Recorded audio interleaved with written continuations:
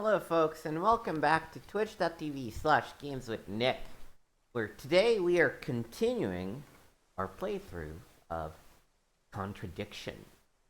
The story so far, we're investigating the murder, or potential murder, of a girl in a small village in the English countryside, and we do so by investigating a very colorful cast of characters and spotting contradictions in their testimonies. So essentially, you walk around a lot, talk to people, show them shit, and then you realize, oh, what you just said contradicts this previous statement that you made, and that's how you progress the game. So far, we have met Simon and Emma, a couple that were both college, which means university friends of the victim. Emma was also having an affair with Ryan, one of the leaders of this local motivational group slash cult called Atlas.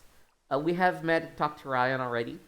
Ryan's married to Rebecca, the local pub owner, who seems the only normal of the bunch, personally. And finally, there's James, an old friend from college of Simon, kind of the stoner of the game, who we just experienced. Let's just replay Contradiction 2 so you see where we're up. Herbal tea. Do you mean salvia? Probably. So you traded salvia tea with Simon for his homebrew. So why did you say you didn't give salvia to anybody else? Did you give it to anybody else? How many people did you give it to? Did you give it to Kate? No. How about Liam? I didn't have anything to do with him dying, if that's what you mean. So you did give him salvia? Yes, I gave him salvia because he asked for it, but that's not what killed him. Well, he committed suicide, James, because of psychological issues that probably weren't helped by him trying hallucinogenic drugs. Didn't commit suicide. You don't know anything about him. You don't know what happened. Okay, so what happened then? Do you even know about Third Eye? Go on. You don't know about Third Eye. If you don't know about Third Eye, you know nothing about Liam's death. I mean, forget salvia. Fine, tell me then. Third Eye was a cult. We had our very own psycho cult operating right here from our village hall. And I got rid of them, single-handed. I'm the one who got rid of Third Eye. Did they tell you that at the station? Okay, start again. They were what? You don't know anything, do you? Look. They were reeling in students, pretending to be some sort of happy life course, you know. We can make your life better sort of crap. Then they were putting everyone through this brainwashing program to make them compliant. And selling them on. It's all there. What do you mean, selling them on? Selling them. Like objects, commodities. To who? To anyone who could afford them. Top politicians, famous celebrities, wealthy businessmen, you name it. What for? You don't get it, do you? Third Eye were making and selling slaves. They were black market slave traders. That seems a big jump to make, but okay. Using ECT, brainwashing, cocktails of hard drugs, deliberately turning them into perfect slaves. You know how much slaves are worth on the black market these days? No. Millions. And I'm talking per slave. That's why anyone who stood up to them and threatened to go public like Liam was just killed off. They didn't give a damn. So you're saying Liam was murdered by Third Eye? Exactly what I'm saying. So I started looking into it. They were all saying it was suicide, but there's no way. So, did you ever actually meet Liam? I found out about him. And how did you find out about all this other stuff? It's obvious, you can tell. I met some of the students. You could see straight away there was something wrong. They were like zombies. And I can tell when someone's got ECT damage or when they've been through mind conditioning. It's just obvious. I mean, US military used all these techniques back in the 50s. It's all documented, you can read about it.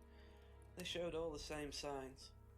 So, did you ever actually go to a meeting? No, but I knew what went on. How? From what people said who'd been through it. Okay, so do you know anyone I could speak to who did go through it? Well, no. Look, it doesn't matter. Why did they close down if it wasn't true? They just closed down and disappeared overnight after I put all the flyers up. Bit of a coincidence.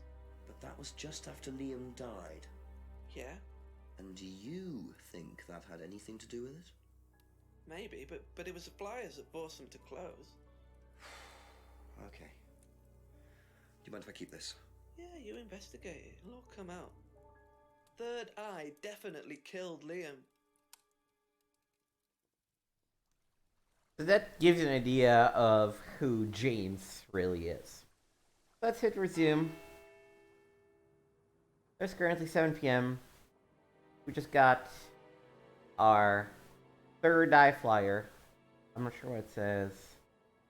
Use it, but okay. So we talked to James. So James doesn't have anything else to tell us. See what good old Bex has. A few more questions, if you don't mind. Have you seen this before? Don't take any notice of that. Why? James Wilson is a fantasist. He spends his time pretending to cast spells in the woods. He's not exactly a stable person. And, I heard that he was involved with growing cannabis. Really? Really? Don't quote me on that. So you don't think there's any truth at all to this? None at all. All right. Thank you. Probably be back later. Let's go. No, let's go straight to talk to Simon and Emma about it. A few more questions, if you don't mind. Have you seen this? Yeah. It was all over college last year. James made it. Idiot. So you don't agree with what I'm saying? No, I don't agree with anything James says. He's absolutely crazy. He thinks that the government has been controlled by aliens, that we're all bugged. He's nuts. But is he, or are you controlled right now? That's all for the moment. Thank you. Have you seen this before? Oh, is this the thing that James did? Yeah, I've heard of it. What do you know about all this? A third eye, I think they were called?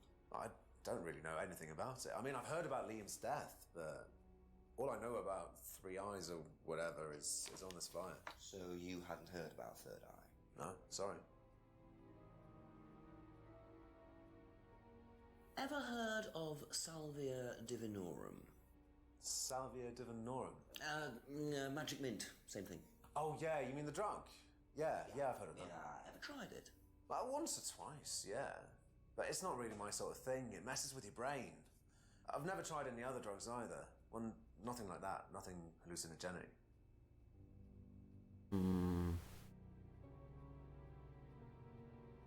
Know what these are? No. Look a bit like sage leaves. Haven't seen them before, though. Not at all, no. Well, that is clearly a contradiction. But I guess not a strong enough one for me to care. Guild doesn't serve any useful purpose. Doesn't know about the argument.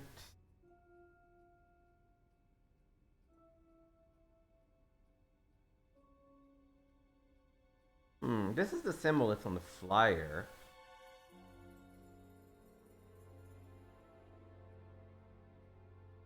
No. Okay.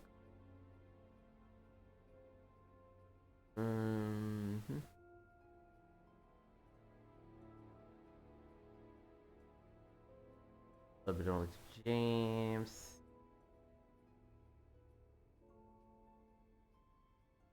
Alright, I don't think he has anything. Let's talk to Emma. Okay. But the Salvia too.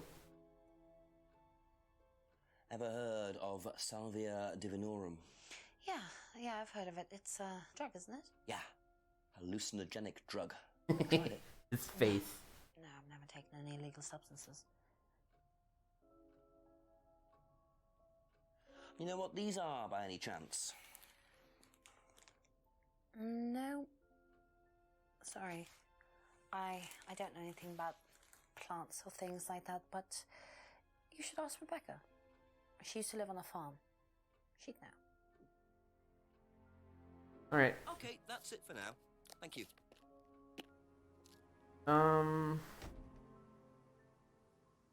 Let's go straight to Ryan for now.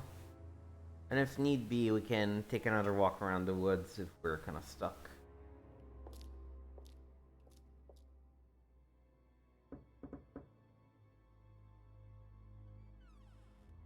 Couple more questions, if that's okay. Do you know what this is? Looks like chopped tea bags to me. What is it? I just thought you might know.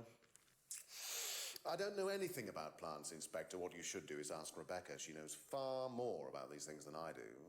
Messy things, growing things. He is making some choices with the material. Have you ever heard of Salvia divinorum? No. What is it? It's a hallucinogenic plant, a legal one, at least for the moment. I've no interest in drugs, Inspector. My job. That's the only drug I need. As trite as that may sound. Do you know any students who may have used hallucinogens? No.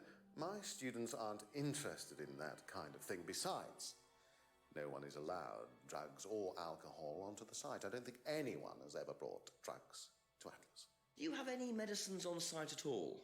No, we're not allowed. Insurance purposes.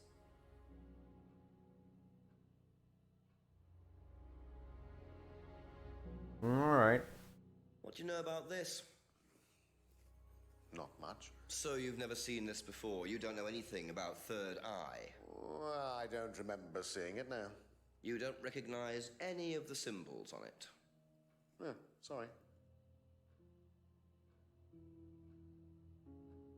I mean, that's clearly a lie. Because you recognize the symbol on it. Busted. Ryan, you've just told me all about the moon symbols on the mask. Then you're claiming you don't know anything about the symbols on the flyer. It's all the same thing. Oh, actually, yes. Sorry, yes, I do remember that. So what did you know about Third Eye? Oh, not much, really. Never came into contact with them. That explanation was way too short. Ryan's definitely hiding something.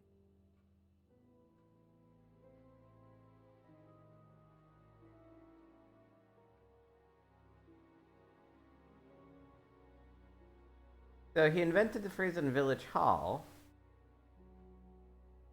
but he never came into contact about the Third Eye, which was based on the Village Hall. According to the flyer, this Third Eye group was based at the Village Hall. Is that right? Was it? That's where you were. Yeah. Somebody looks nervous. You invented the Atlas phrase "free to be free" while you were based at the Village Hall. So I did. So you must have come into contact with Third Eye at some point. You were using the same hall. Well, I'm afraid I haven't been entirely honest with you, Inspector. Go on. You see, Third Eye is, or was, Atlas under a different name. Sorry. Dun dun dun! Is Third Eye. In a new improved form, yes. And you ran Third Eye. With Dad, yes. So you must have known Liam. You didn't just meet him, did you? Yes, I knew him, Inspector, but don't get your hopes up. All of this has been thoroughly investigated and cleared up. You've been investigated about his death? They dropped the case. We didn't have anything to do with it. Well, when I say drop the case, I mean a police investigation is one thing, but what the public thinks is another.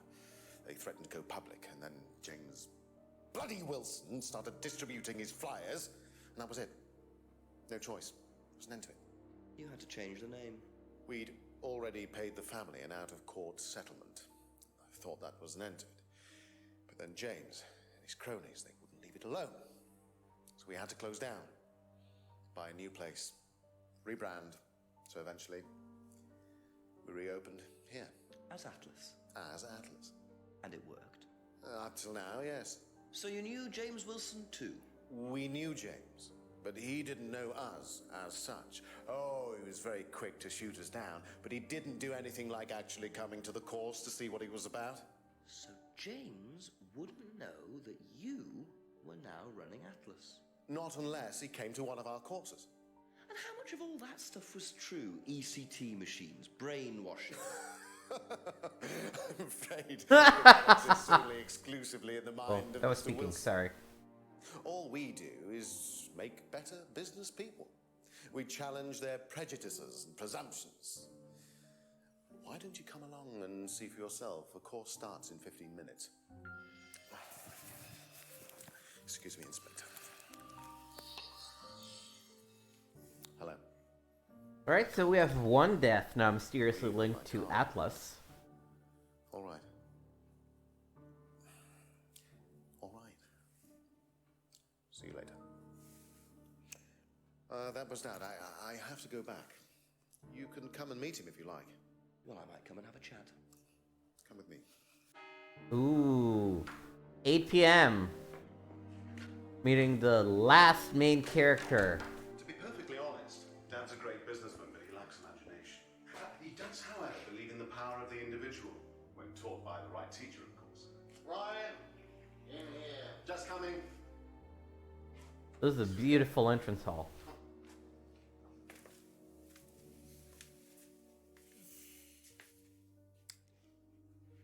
To whom do I owe the pleasure? Detective Inspector Jenks, I'm investigating a death in the village. I believe you knew Kate Vine. Oh, I thought all this was dealt with, Inspector.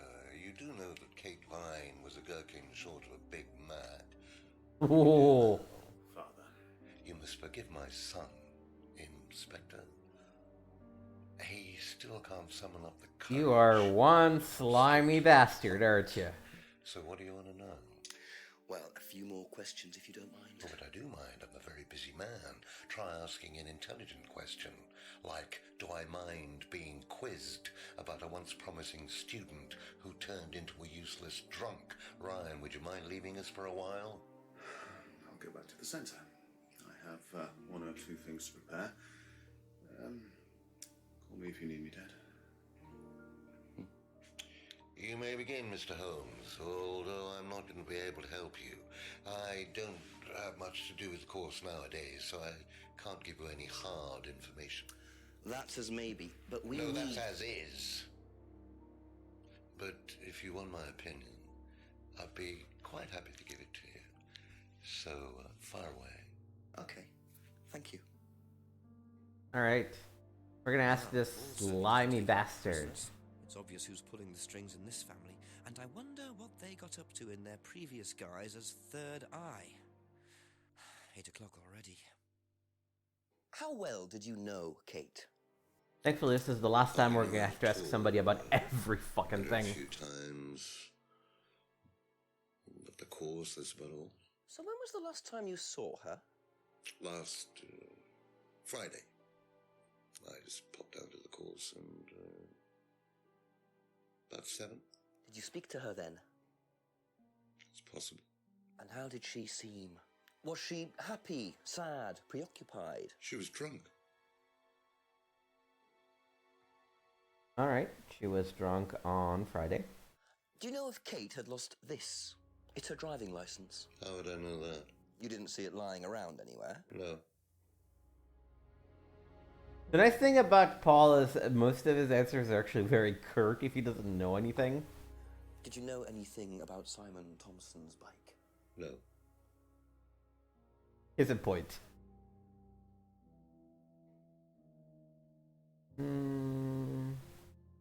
Have you seen this before? Looks familiar. Where did you find it? It was, in the woods. Presumably had something to do with Kate or her killer. Well, that's what I'm trying to establish. Shouldn't it be in an evidence bag, Inspector, in case of contamination? I didn't have one with me, unfortunately. Well, don't go testing it for DNA, will you? It's got yours all over it. Alright. Ever tried Simon's homebrew? Simon Thompson? No, I haven't. I wouldn't touch anything that has had Simon's fingers in it. Ooh. That's a very interesting way of phrasing that, huh? What do you know about this? It's a freedom necklace. It's a symbol we use sometimes on the course. Little bird in cage flying away. Freeing themselves from their past is the analogy. So do they get them when they join the course or something? No, not as a rule. I think I bought one once as a present. Oh, not for Kate, by any chance? No, not for Kate. I can't really remember who it was for. A birthday present, maybe for one of the students. Which student? I've no idea. I'm sure you do. You just don't want to share that.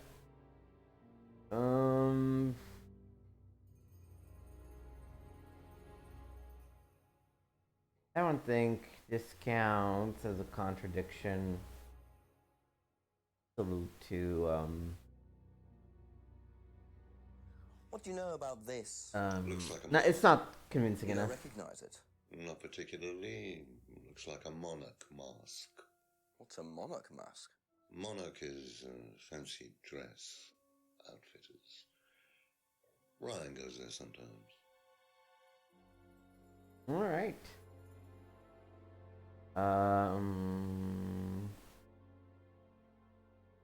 Have you ever seen one of these before? I believe it's a scrying mirror, pagan thing. Ever used one? Why would I use a scrying mirror? So you have no interest at all in this sort of thing? No, Does the Atlas course use them at all? not at all. Strange question. Is it strange? You do so many weird things. Why would a scrying mirror be weird? What did you hear about an argument in the pub last Friday? I didn't go to the pub last Friday. You didn't hear anything about an argument in the pub? Should I have? No, that's fine.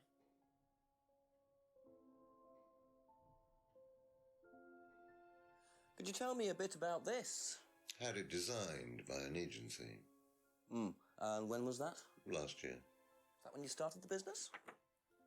Yes, I suppose so. Okay, business started last year. How well did you know Liam? Liam who? Liam, who took his life. Oh. I love that they never actually give As far as I Liam know, he a was last student, name. Confident, outgoing. You didn't notice any problems? I believe he had problems at home. Were you there when he died? Yes. And afterwards? You didn't see him after the meeting? No. What was Liam like that night? No. Apart from being drunk, or possibly because of that, he seemed perfectly happy. He was drunk. Well, I assume the bottle in his hand contained whiskey and not lemonade. Lots of similarities to Kate, don't you think? Drinking, depression. Is that normal for the students? People come into the Atlas course for quick solutions to their problems. And when they don't get them as quickly as they might have liked, sometimes their impatience gets the better of them. All right. If I did This. would it mean anything to you? I presume you've seen an Atlas student doing that. Ah, so this is an Atlas thing. Well, it wasn't exactly our idea. The students started doing it spontaneously to show commitment to the cause. Cute, really.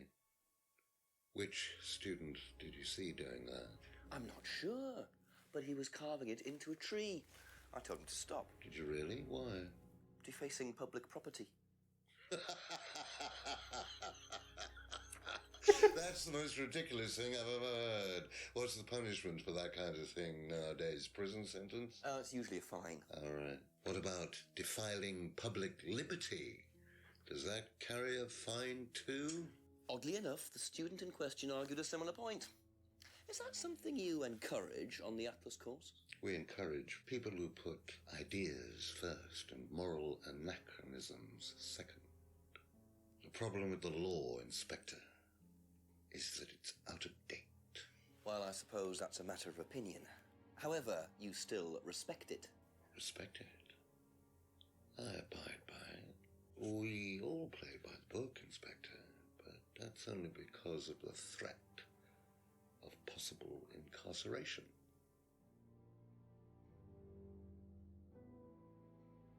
I like that You know, we have two people named Rand. Oh, they're libertarians. What a surprise. Can you tell me a little about the Atlas phrase, free to be free? Where did you hear that? I was talking to one of your students. It's a little phrase we conjured up to summarize our objectives. What is your objective, if you don't mind me asking? Mine, or do you mean the course's objective? On the course. The objective of the course is to free people from bondage. We teach that most people are crippled by their past, by guilt, their attitudes, their beliefs. All that kind of nonsense. Guilt cripples people. Feeling guilty in business is like a meat eater feeling guilty in an abattoir. Guilt comes from the archaic emotional centers of the brain. It's a vestige of our animal ancestry, that's all. In business, you heed it at your peril. Whoa. I'm sorry, Inspector. My house appears to be haunted. Apparently. Do you mind closing the door? So, you believe that guilt has no place in business? None at all. I have few beliefs, Inspector, but that's one of them. And what if you have done something wrong? Well, that's the whole point. Guilt has nothing to do with it. Interesting opinion.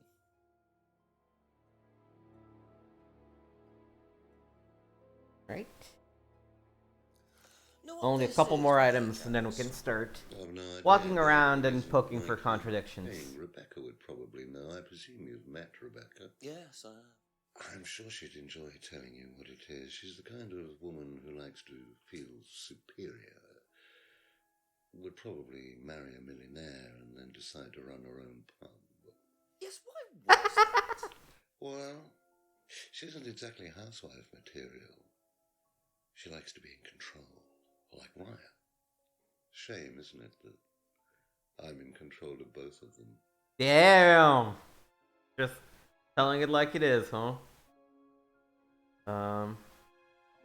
Have you ever heard of Salvia divinorum, or magic mint? Sounds like it might be a drug. It's a hallucinogenic plant. Legal, as a matter of fact. I'm not a drug taker, Inspector. I have no enthusiasm for voluntarily poisoning your brain. And you've never seen anyone on the course taking it? Well, if someone had, they wouldn't have done it openly.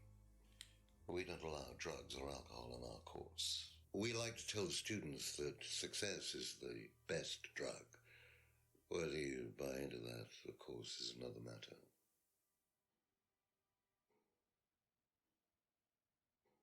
It is such a pleasure to hear him talk, I have to say. Just slow talking is very effective.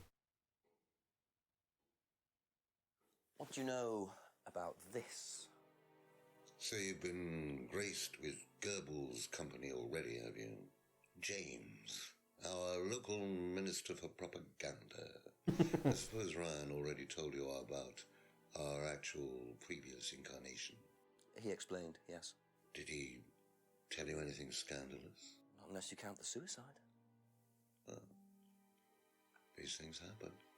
Was it your idea? The suicide? Third eye. Yeah, I suppose it was. As my son had started to atrophy, I decided I ought to give him something to do. And Third Eye was the same as Atlas, teaching business skills. Very similar. So Liam's death didn't prompt you to make any changes? There was nothing we could do about Liam's death, Inspector, any more than we could do anything about Kate's. It was out of our control. You can't blame me for wondering, Paul. 2 student deaths in 2 years. It's called a coincidence, Inspector. I expect they ate fast food also. But you're not investigating all the local chippies, are you? The name Chippies for a fast food joint is great. Alright, let's recap everything he said. Met Kate a few times, spoke on Friday. Kate was Kate was drunk. But They don't allow alcohol on site. How do you explain? No? Oh. Well, guess if she came drunk.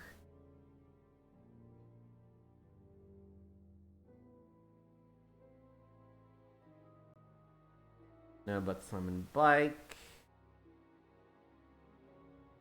Photo necklace for a student, but not Kate. Damascus for monarch costumes.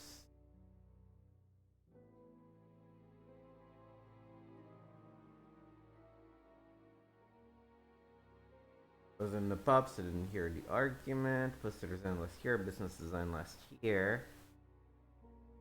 Oh, Liam had been drinking online at the seminar, but they don't allow drugs or alcohol. That is a contradiction.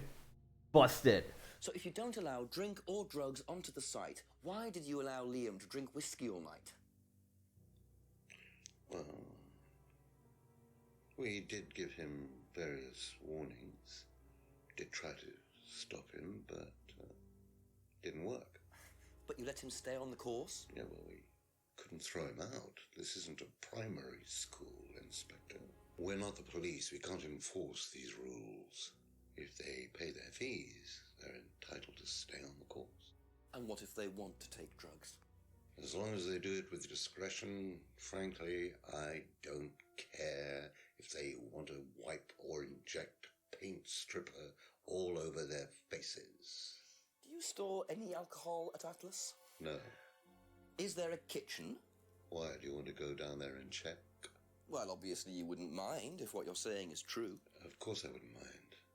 It's past the lavatories down the corridor, but you won't find any drugs in there or alcohol. Whether I find alcohol at Atlas or not, it probably isn't particularly relevant. But it's worth a look anyway. Alright. Anything else?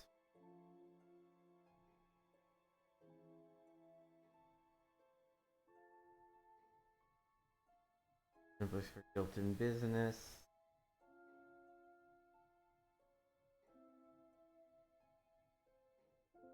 Okay.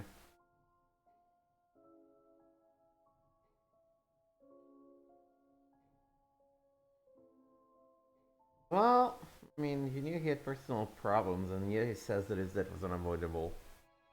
Yeah, that was a bit weak. Probably be back later. Alright. I get the feeling I might be seeing a lot of Paul tonight. Oh. Random.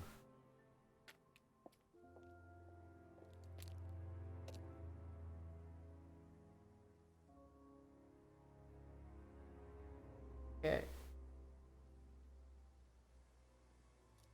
Call the chief just in case he has something to say.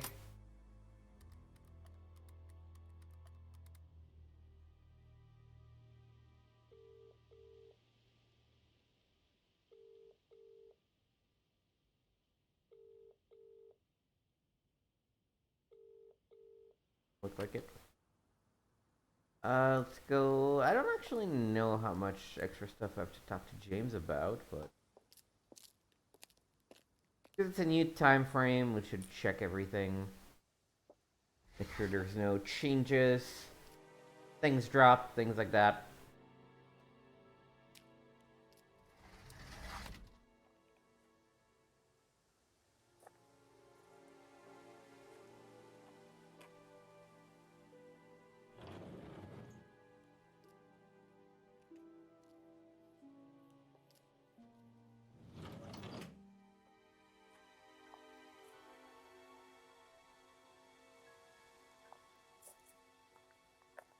I think whoever worked on the background music for this game did a really good job. A few more questions, please. Thank you.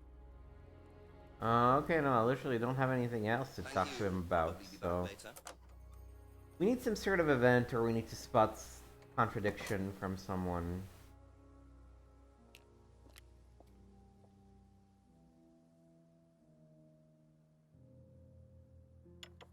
Oh, this is Brandon House. Never mind.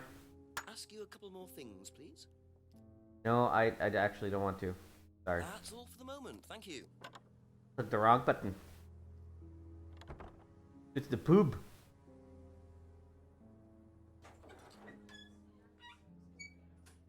We still need a flashlight to investigate the back of the pub storeroom. Nothing around here.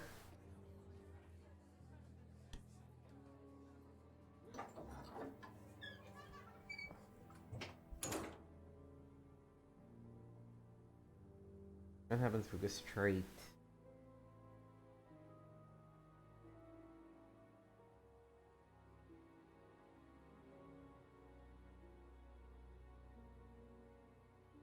Yeah. I thought they were meeting at the village hall right now, but not. I don't have anything else to talk to them about at the moment.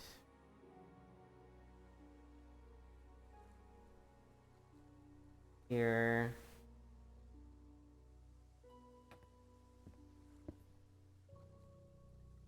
Let's enjoy the peace, the jetty.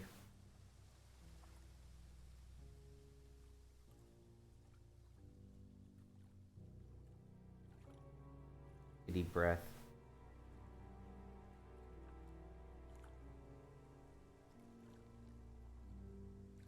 Back.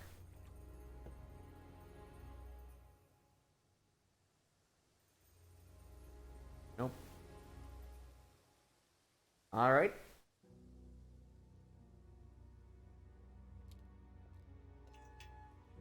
Yeah, because Paul didn't even give me anything. Contradiction must be down the corridor there, if what Paul said is true.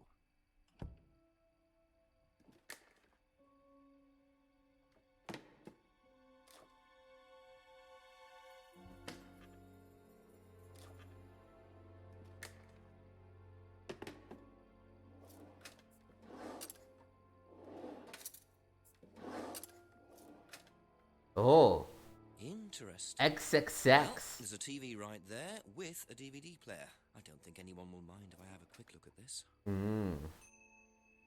Are we gonna have a quick wank?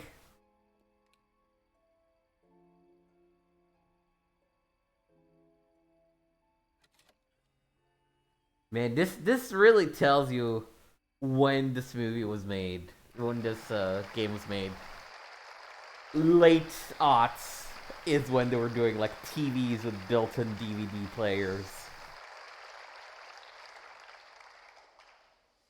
Freedom, true freedom, means freedom from many vices that society had traditionally believed to be virtues. Self-criticism, self-doubt, guilt. Ladies and gentlemen, these are not virtues. These are sins. Born of a fake morality implanted deep within our minds and collective consciousness by governments and religions through the ages, with the sole purpose of preventing the masses, stopping us from achieving the same success, happiness, and freedom enjoyed by those at the very pinnacle of society. I'm going to show you that common morality is nothing more than the cynical creation of an elite desperate to stay in power.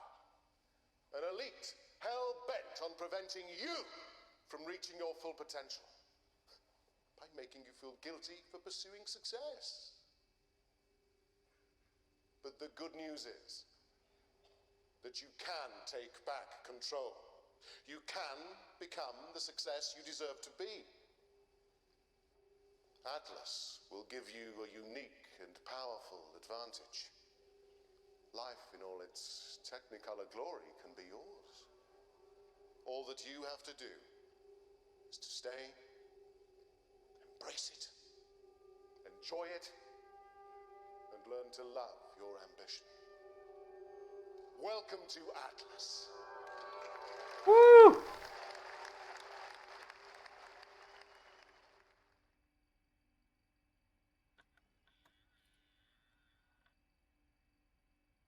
Right, now let's watch some porn.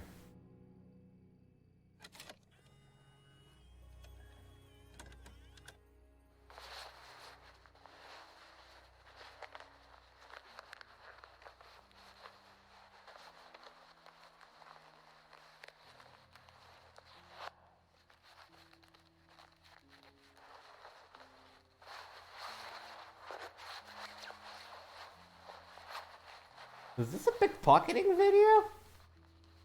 Because that's what it looks like.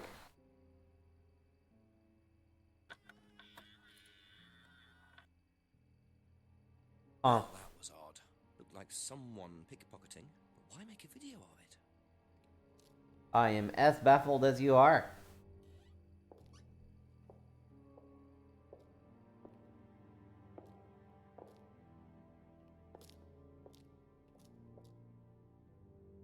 Let's tip on the door on the right.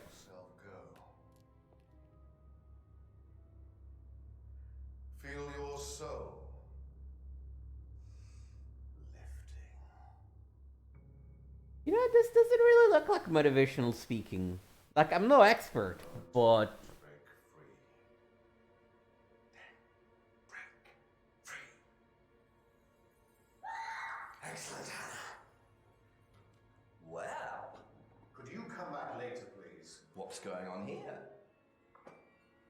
Also, the fire is so fake. Sorry, Ryan, there's a few more questions I have to ask you yet, and time's ticking by.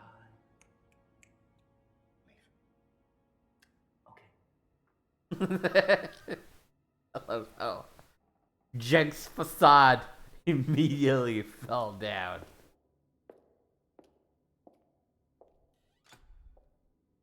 What on earth was that about? Looked like they were burning woolen dolls. A woolen doll burning ceremony. What a very odd course this is. Alright, yeah, we can start talking to people about these new things we've experienced, I guess. Oh.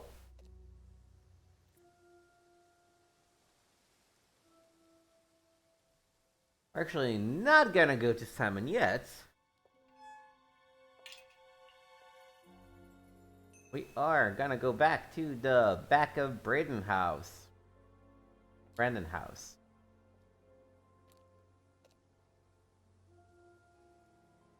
And use the remote control lock on the one garage door we have.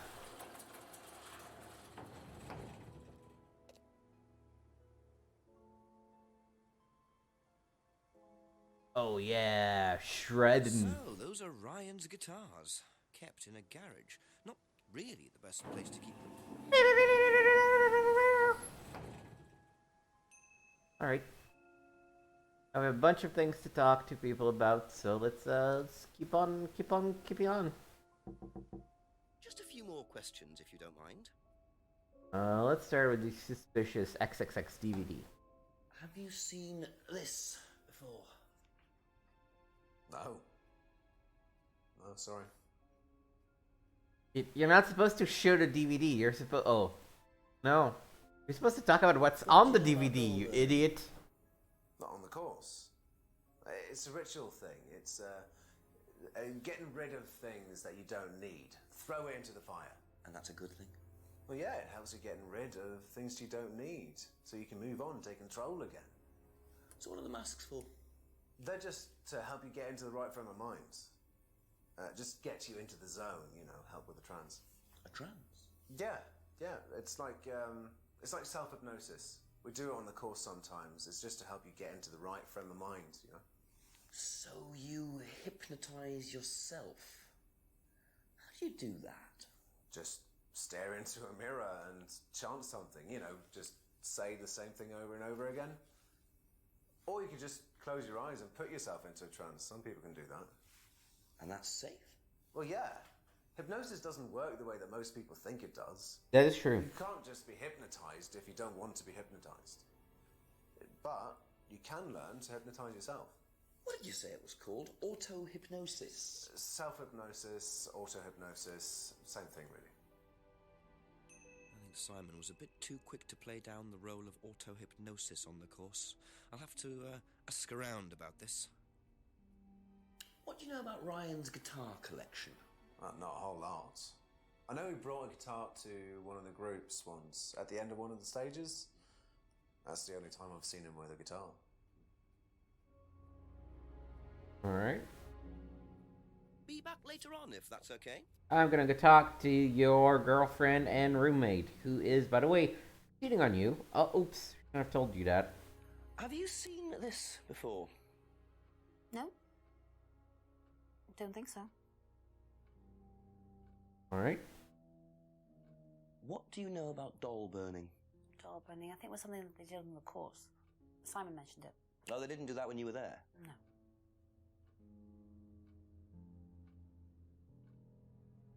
What do you know about Ryan's guitar collection? I know he plays because he tried to buy one off me. Do you play? I used to. I used to be in a band, but I was a singer as well, so I got away with it. Singer as well? Yeah, I used to sing in a band every night. But sometimes it was in a pub, but usually at Rebecca's. What was that called? It was called Blackstone. And this guy from a record company once came to see us, and he said the band was rubbish, but that I was good. So after that, I don't think they liked me much, and then we broke up after college. Can't hide talent. All right. Do you know what auto-hypnosis is? It's some type of self-hypnosis, isn't it? Yeah. Have you ever tried it? No, I haven't. But I think Kate was into it. She learned it from when she went to Atlas. And what did she tell you about it? Not a lot, really. I think it helped her. I think she used it as a sort of self-meditation. All right. Let's see. Band called Blackstone, played at a pub.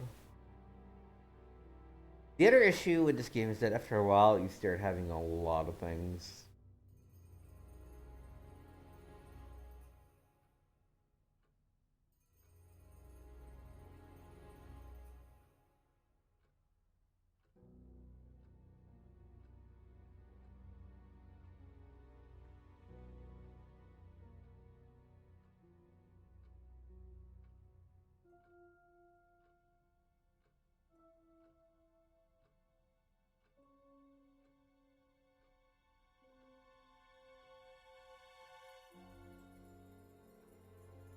All right.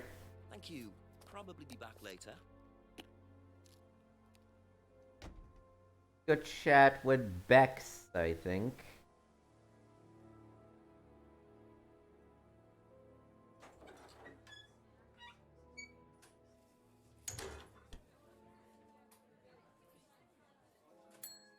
Ask about a few more things, please.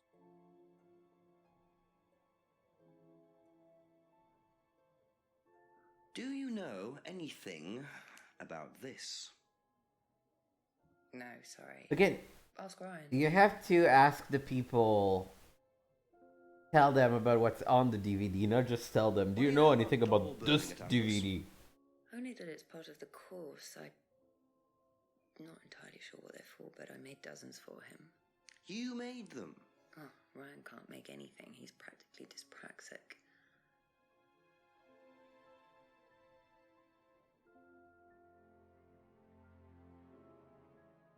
Does Ryan play the guitar? He tries. He does keep wasting money on them, though. I think he believes if he buys the right one, he'll suddenly turn into Jimi Hendrix. It's sad, really. I just let him play in his room. As long as he plays in there, I don't mind. Okay. How nice of her to let him play in his about room. hypnosis used on the Atlas course. Are you sure you mean hypnosis or the power of persuasion? What's the difference? Not a lot. But if you want someone to do something, it's usually easier to ask nicely. Atlas used persuasion techniques. Well, don't all businesses use it, Inspector? Ever heard of advertising?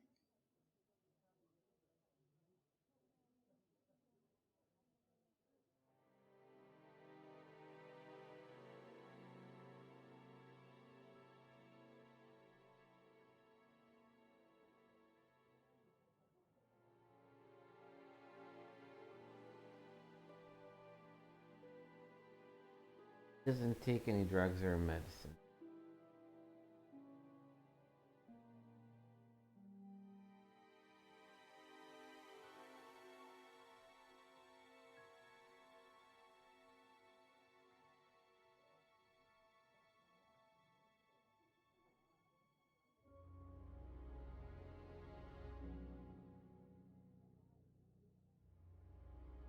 Alright, That's it for the time being. Thank you. go back to Paul.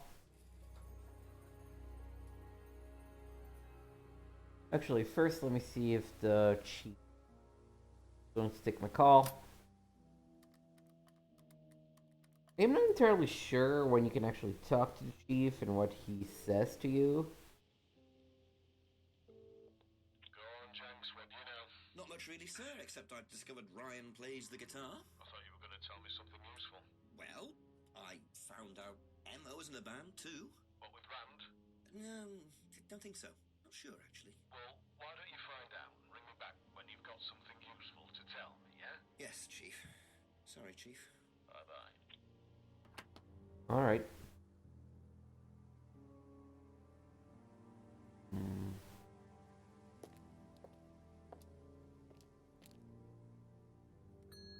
Couple more questions, if that's okay?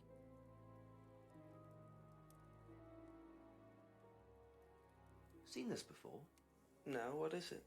Do you recognize it? No. Should I?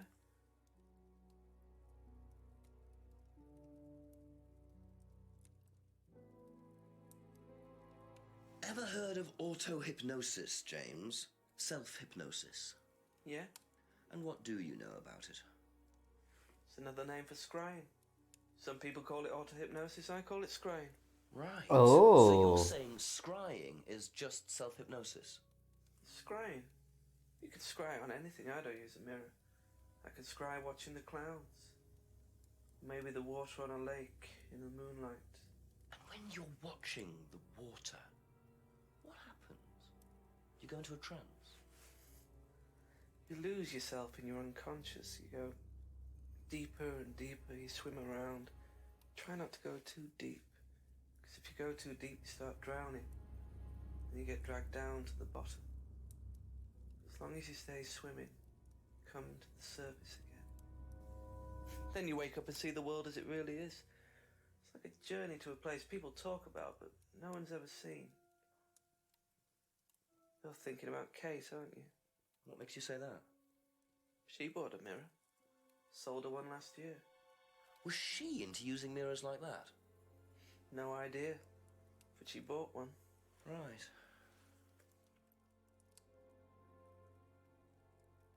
Alright. I thought...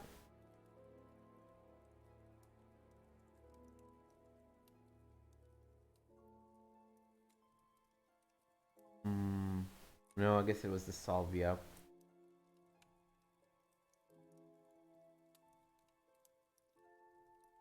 But the fact that it's crying is really auto hypnosis.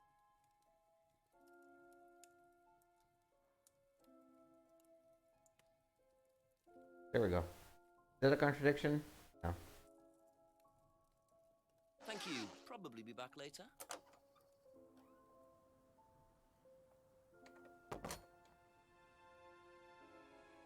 But that lets us connect two of the topics, right? Scryan and auto hypnosis are now inevitably linked. Seen this before?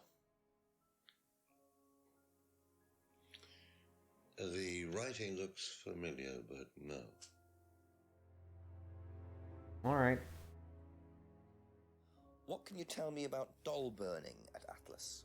Not very much. It's one of Ryan's ideas. My son is under the illusion that he's a genius.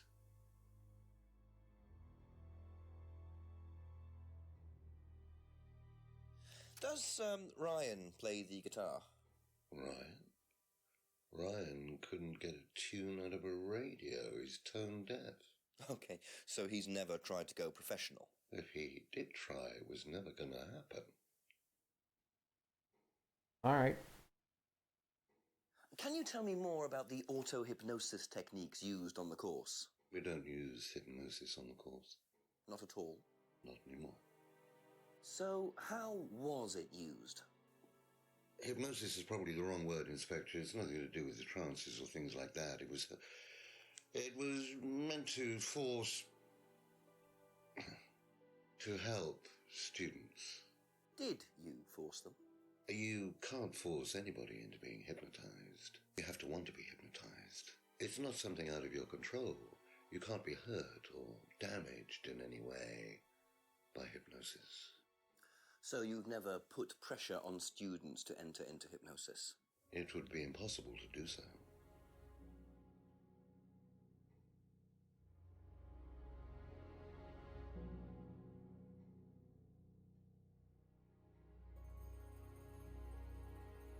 Oh, Atlas doesn't use scrying, but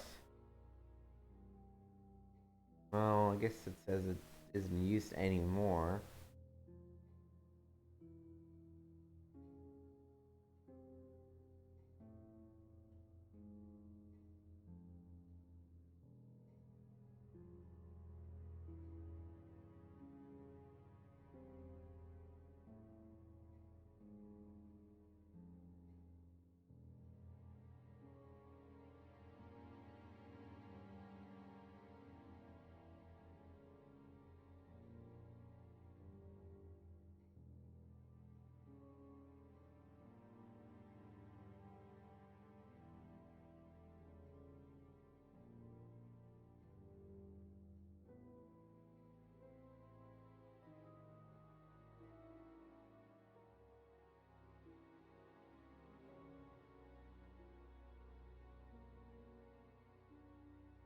Sorry if I'm being silent, I'm just thinking.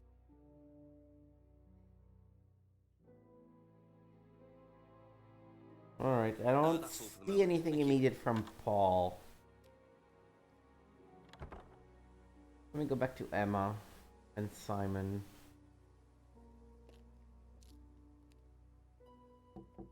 Ask you a couple more things, please.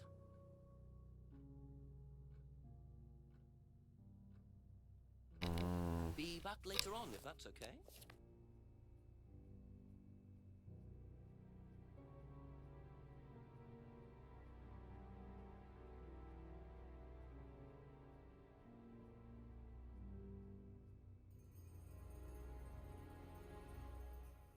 What does he have to say about the mirror?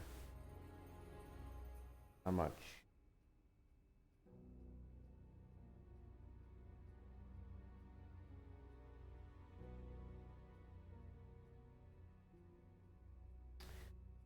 So from the top, didn't socialize with Kate at Atlas. She often seemed drunk. She knew her back at college, but didn't socialize. Bike is the only way that someone can get to work. I see James often.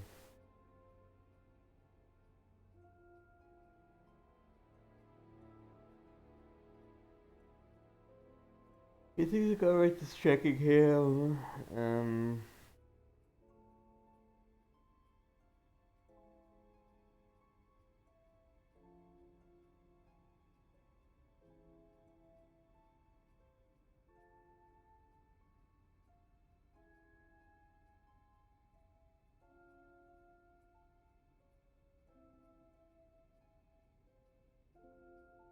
Okay, that's it for now.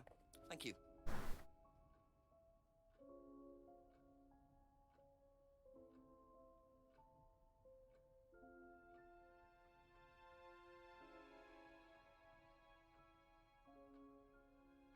Nicholas was an unwanted gift.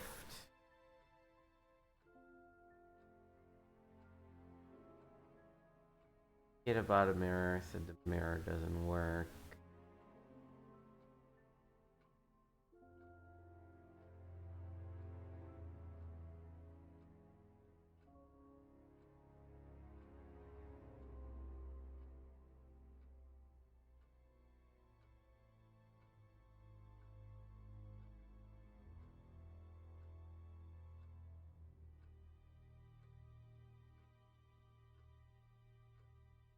Thank you.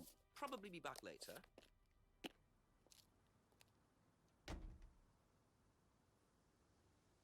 They're limited, right? Because oh Jesus!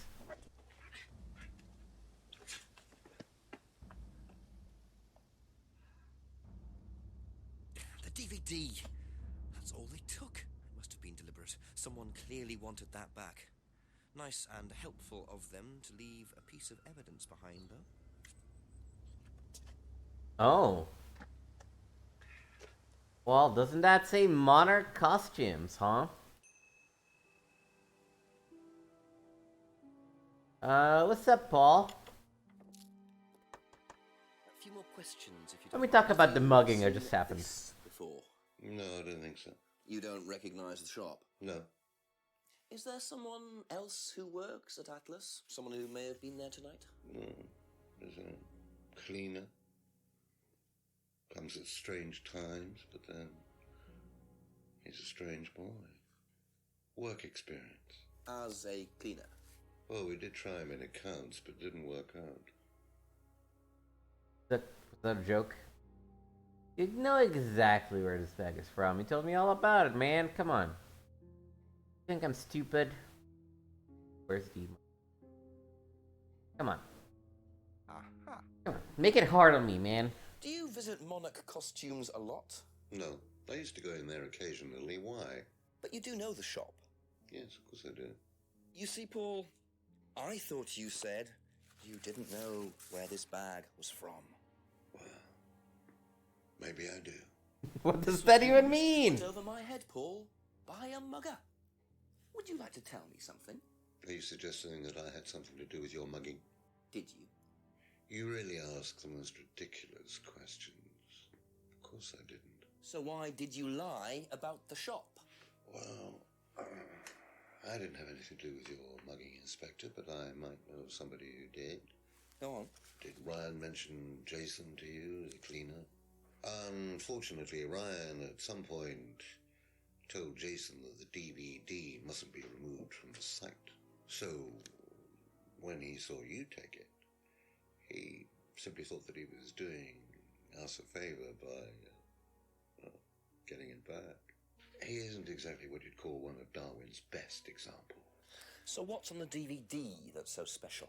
All right, it was something I did myself, a little stunt I pulled to amuse the students. What kind of stunt? I pretended to steal from the students. I emphasize the word pretended. The students knew all about it afterwards. Everything was above board. Steal from students? Why? We were doing a piece about pushing the limit, so I decided I would show them how it was done. Oh, don't look so serious, Inspector. I returned everybody's things immediately afterwards. No harm done. Okay, that's kind of weird, but okay, I'm listening. At Third Eye or Atlas? Third Eye, I think. And this was before or after Liam died? Well, since you'll probably find out anyway, it happened to be on the night that Liam died, as it happens. Before you ask. No. I didn't steal from him. Do you think it's a good idea to encourage students to steal, Paul? I wasn't encouraging students to steal. Policemen are so literal. Life is shades of grey, Inspector. Much as the Force might like it, it doesn't divide neatly into blacks and whites. Now, if you don't mind, you're going to have to excuse me for a moment. You know where the door is.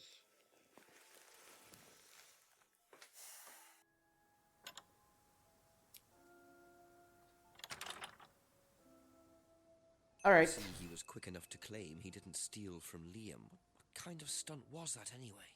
And Liam dying later the same night? It's just all a bit too suspicious. I agree.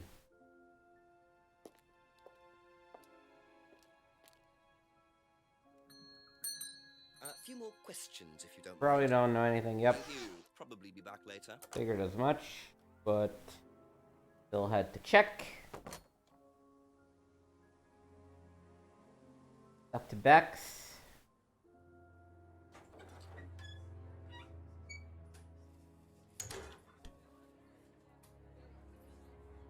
Couple more questions, if that's okay.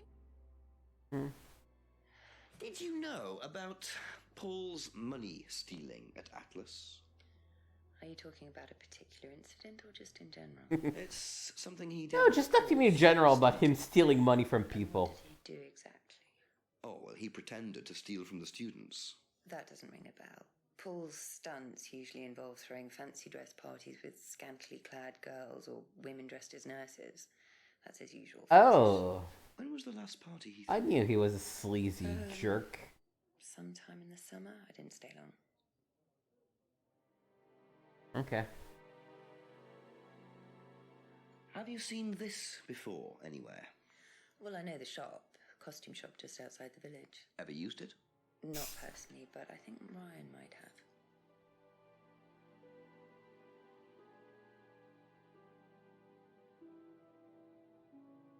I don't think we have any contradictions out of these two things, but That's all for the moment, thank you. good to know what kind of man Paul is. A few more questions, please. Thank you. What do you know about Paul Rand?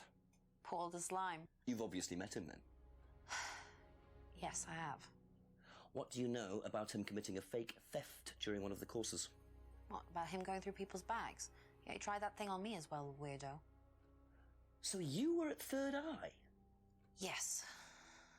Yes, I went there for a few months after college and I left because I hated it. And I didn't know Atlas was the same thing. And I went with Simon. Does Simon know that? No. I didn't want to burst his bubble, so I didn't say anything. So he doesn't know you went to Third Eye? No. Ah! So is that where you met Ryan as well? Yep. Right. What didn't you like about the course?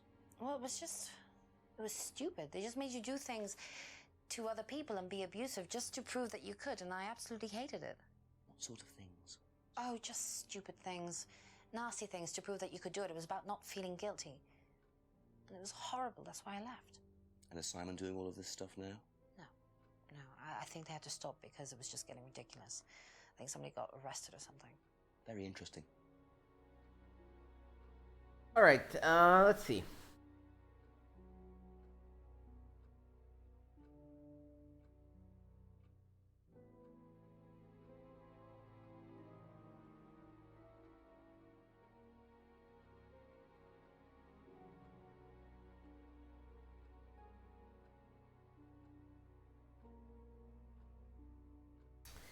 Well, they didn't know Liam very well, but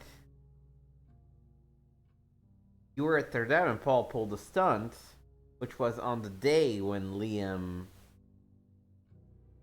Do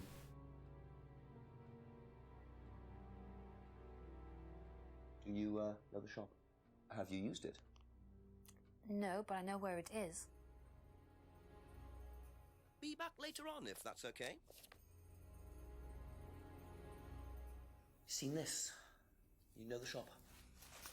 Yeah, I know the shop. I hired something from them last year, I think. This is for a party, I assume. Yeah, something like that. What do you know about Paul stealing money from students? Part of a stunt or something? What, did he do that? I've never heard about anything like that. No, it might be part of the risk-taking thing, though. Explain that. Well, it's part of the course. You have to do something dangerous or risky, something you wouldn't normally do.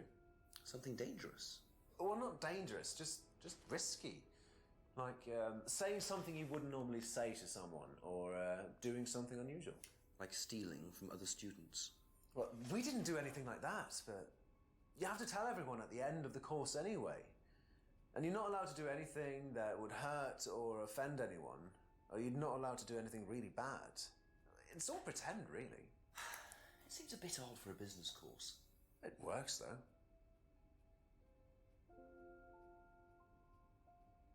though. Okay. Thank you. Probably be back later.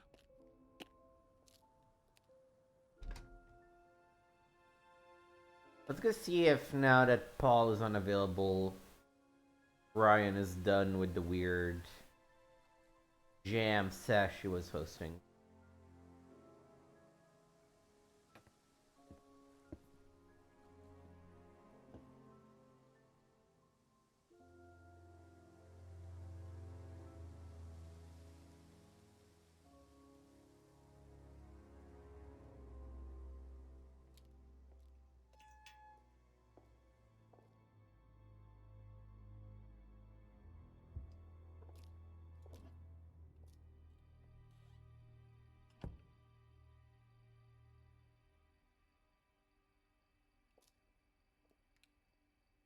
Right, nothing here.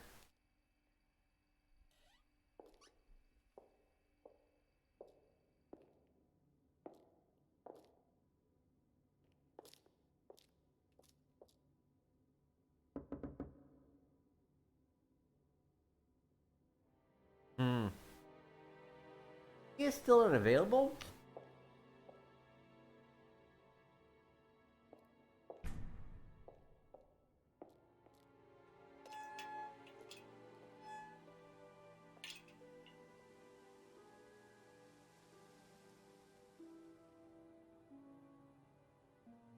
Let me actually go try and talk to Simon and Emma again and think about it for a second. Ask you a couple more things, please. Hasn't heard about Paul's stunt, was told that Atlas do something risky.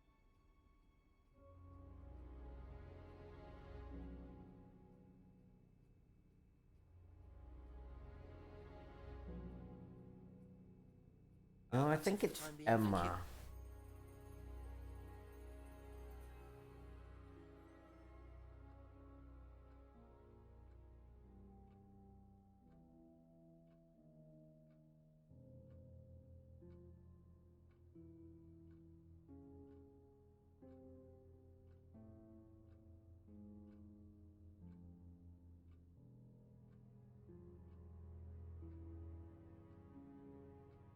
Wait. Isn't Blackstone the band that Liam was in? Yeah! That Put two and two band together you there. sang, Blackstone. Who else was in the band? Just a few people from college. Including Liam? Yeah. Why did you say you didn't know him? No, it's not that. I just thought you meant that I didn't know about his suicide. Did you? No, I was Sure. away on holiday. When he died? Yeah, I only knew him through the band. Oh, that's a lie, Emma. Definitely knows more than she's saying. She was in a band with Liam, but didn't know about his problem? I'm not sure I believe you, Emma. That's a lie. You were at third hour when Paul pulled the stunt. Which happened to be the night Liam died. Come on.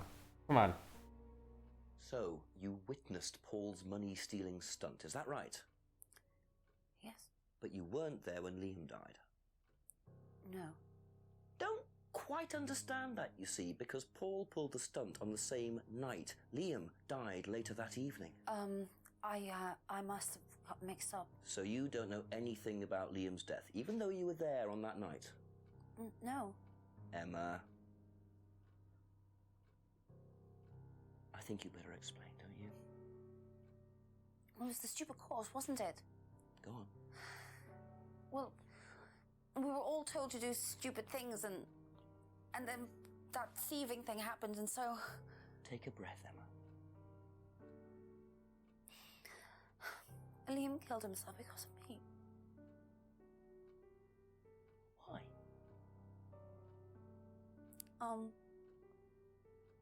Liam had a birthmark on the side of his face. And no one would mention anything, even though we all knew it was there. And they all thought it was ugly. So I thought I'd say something, and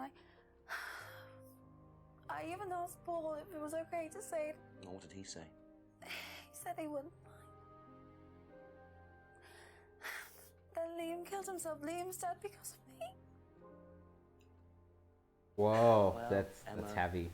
I'm quite sure you regret what you said, but I really don't think you caused Liam's death. There's always more to these things than meets the eye. It wasn't your fault. We can't tell Simon, please. Simon doesn't need to know. Don't worry. Thank you.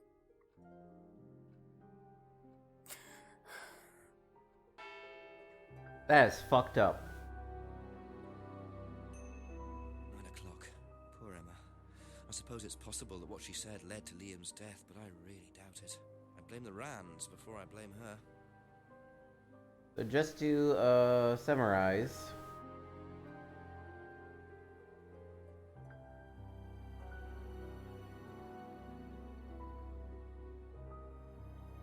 Well, I guess she believes she drove Liam to suicide, and Paul encouraged her to criticize Liam.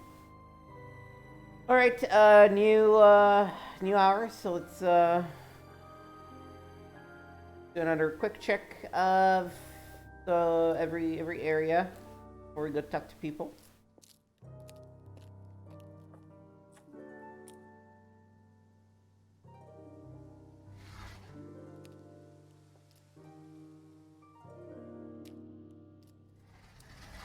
Wait, was there something I could do in there?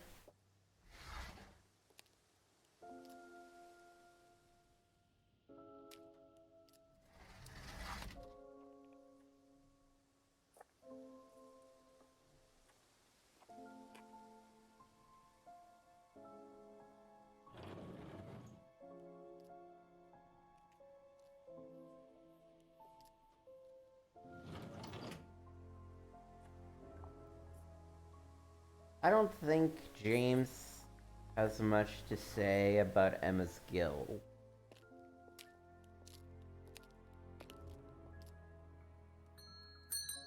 Just a few more questions, if you don't mind. Yeah, I wouldn't know that. I wouldn't know that. Seen this anywhere before? Nope. Nope. Thank you. Probably be back later. Alright.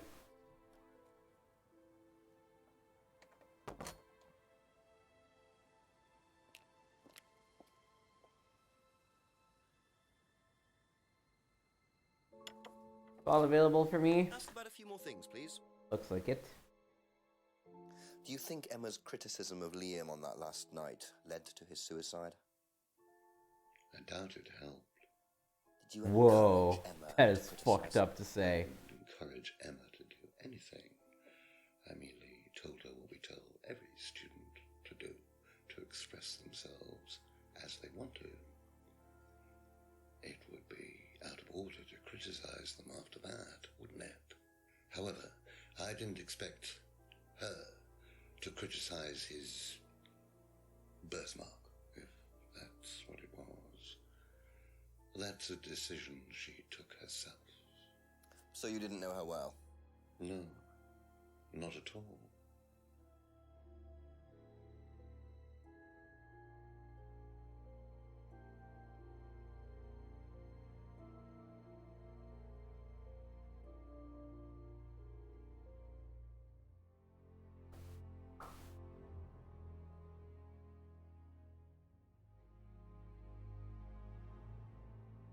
Aha! You say you didn't know Emma, yet you bought her a freedom necklace. I don't remember saying anything about buying Emma a necklace. So you didn't buy her one? So you did buy her one. So that means you must have known her, and quite well too. Stop making such a big thing about this, Inspector. Look, I've been around a few years. The clock is ticking. And I admit I have an embarrassing weakness for attractive women. It was a stupid I'm sure you do. but that's all it was. So you're saying you tried it on with her? No, I didn't try it on. I bought her a necklace. I'm not aware that there's a law against buying presents unless, of course, the Third Reich has been elected while Classic libertarian deflection mechanism. make decisions for herself. Always ready to call people As a matter of Nazis. fact, she decided that she didn't want to be bothered with an old fool like me, so nothing happened, no mistakes, nobody got hurt. All right. Like father, like son. No surprises there.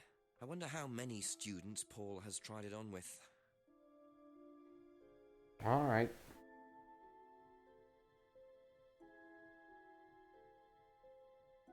All we got is once tried to date Emma?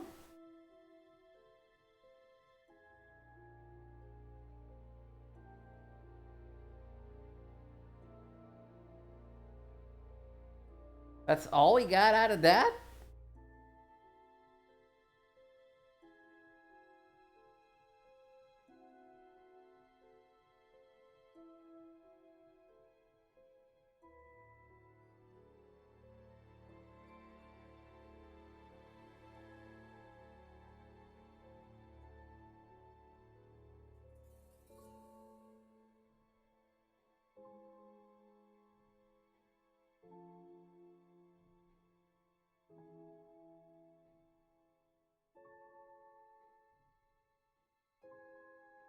Right, I guess that's the only thing we have so far. Honestly, I was hoping for more, but guess it means we gotta go and talk to other people.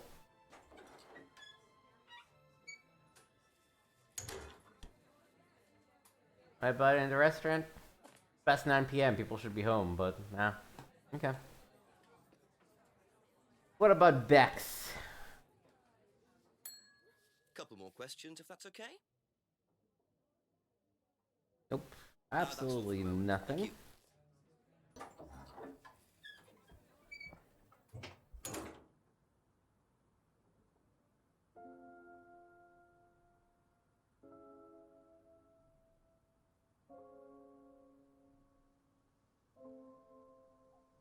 Well, I might as well just go talk to them.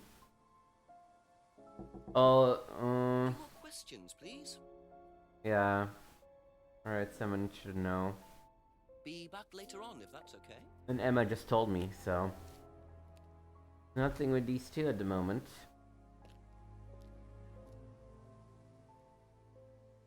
Who are of the woods? Ahead. And Jetty.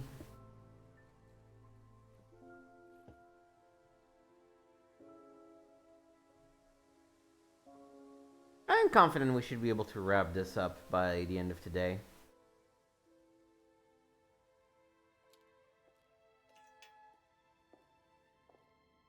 Oh!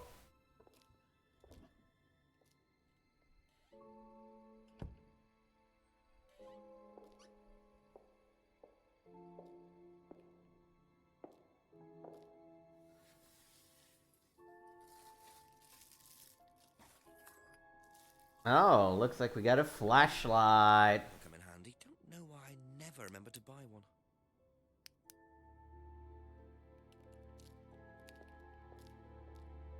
Why don't we head back to the pub?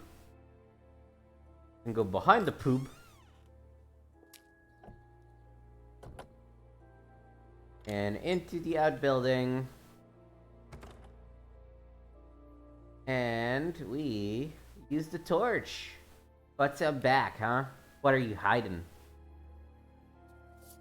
Ooh.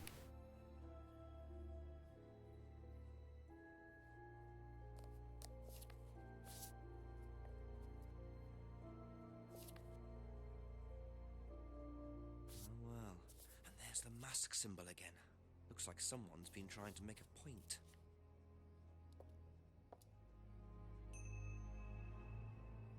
Vandalized car photos. Devil worshippers. Evil. Alright. Go back to Atlas.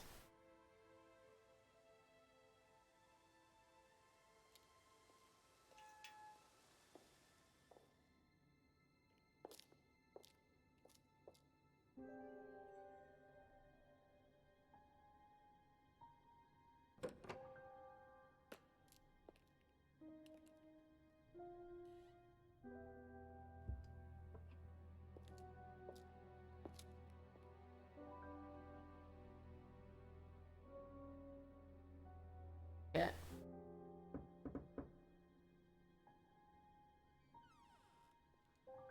Ask you a couple more things, please. Let's start. We have to go back a while. Talk about the ceremony we just tell me witnessed. more about this doll burning. It's a symbolic ceremony we perform every few weeks on the course. What's it about?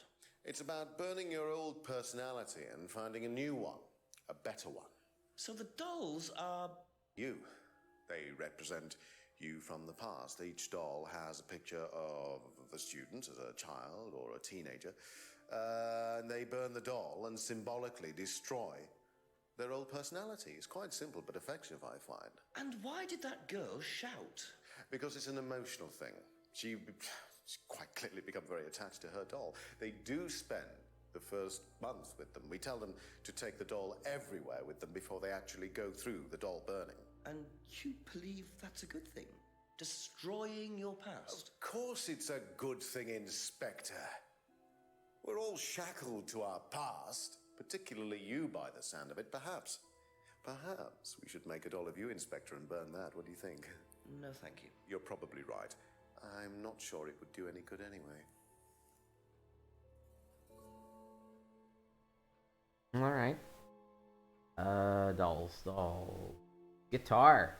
I didn't realize you were a musician. Oh, well, I'm not really a musician. I mean, I dabble a little bit. To be quite honest with you, I'm far more interested in collecting guitars. You're not in a band. Well, I did audition. I did audition a few years ago. When I say a few years ago, of course, I mean about 20 years ago. Doesn't time fly? What band was that? Oh, I can't remember. Something Stone. Aren't they all called something Stone? Hammerstone. That's it. And you still collect? I haven't bought a guitar for over a year. I feel I've moved on. Yeah, I've been there. You have a passion, then you're kind of like, moving on. But they did audition for Blackstone. I guess maybe because Emma wasn't at home. Okay. Can you tell me about auto-hypnosis? Well, what would you like to know? Do you use it on the course? We dip into it occasionally, but it's not a major feature of the course. I would say that, well, a minority of the students know how to use it, but the majority wouldn't know and have a clue. It's not a requirement of the course. No, not at all. We don't ask people to do things that they're not comfortable with. There's no bribery, no coercion. We're thinking about phasing auto-hypnosis out, actually. What's the reason for that? Well, to be perfectly honest with you, Inspector, it doesn't actually work very well.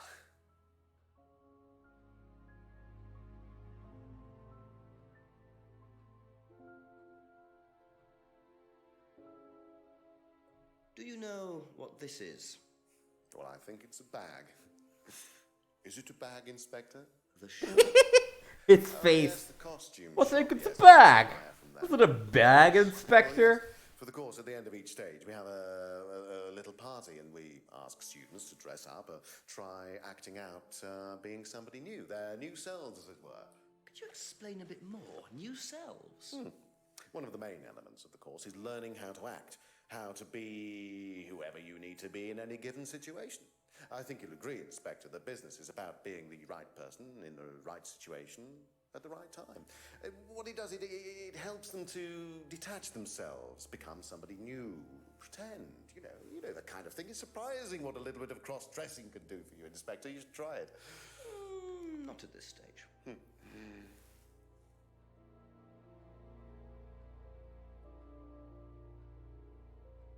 Okay. What do you know about your father's money-stealing stunt? Oh, well, yes, that was something that Dad decided to do as part of the shock aspect of the course. But he went too far, you believe. He usually does. And do you think it did have anything to do with Liam's death? No. Liam wasn't like that at all. I mean, that was just a simple, unfortunate coincidence. I mean, Liam had his own problems, but he didn't have any problems with the money shock stunt. No.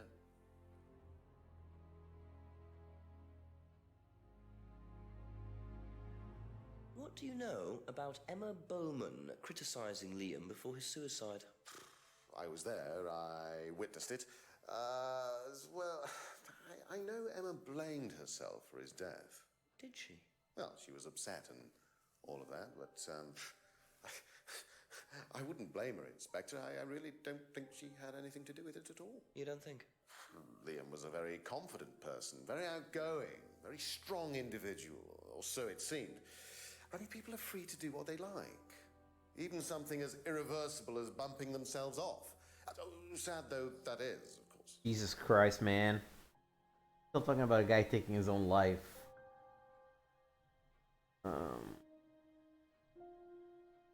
Let's talk about the scar. Do you know what these are? Oh yes, that's my old car. It was vandalized. I took those for the insurance company. Where did you find those? At the pub. You know who did this? Yes. A girl called Lisa Blint. She was on the course, very strange girl. And why did she write the words devil worshippers all over your car? Well, she was a very strange girl. She had a lot of psychological problems. problems. I'm not entirely sure, Inspector. I mean, she took a dislike to the course for some particular reason. I couldn't quite put my finger on it. And she asked for a refund. I declined. And she decided to spray her disapproval all over my car. Odd thing to spray, isn't it, though? Devil worshippers?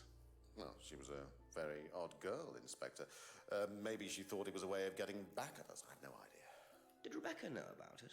Well, yes, she did, but I wasn't about to unleash Rebecca on her. She can be quite fierce sometimes, you know. And I mean, the girl wasn't vindictive. She had psychological problems. She lives in the village, actually. The run-down house at the end of the lane. Can't miss it. Really? Right, thank you. Well, I guess we have one more person to go and chat about everything. Okay, that's it for now. Thank you.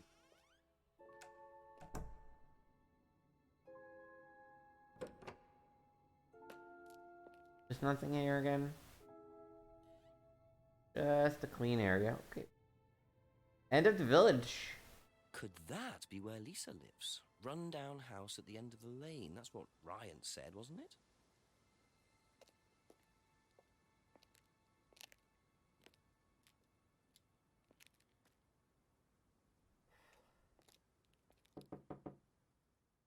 And if we thought that James was out of his mind, Is it boy, Lisa? do I have a news for you. Inspector Jenks, I'm investigating an incident in the village. I wonder if I could ask you a few questions. What sort of incident?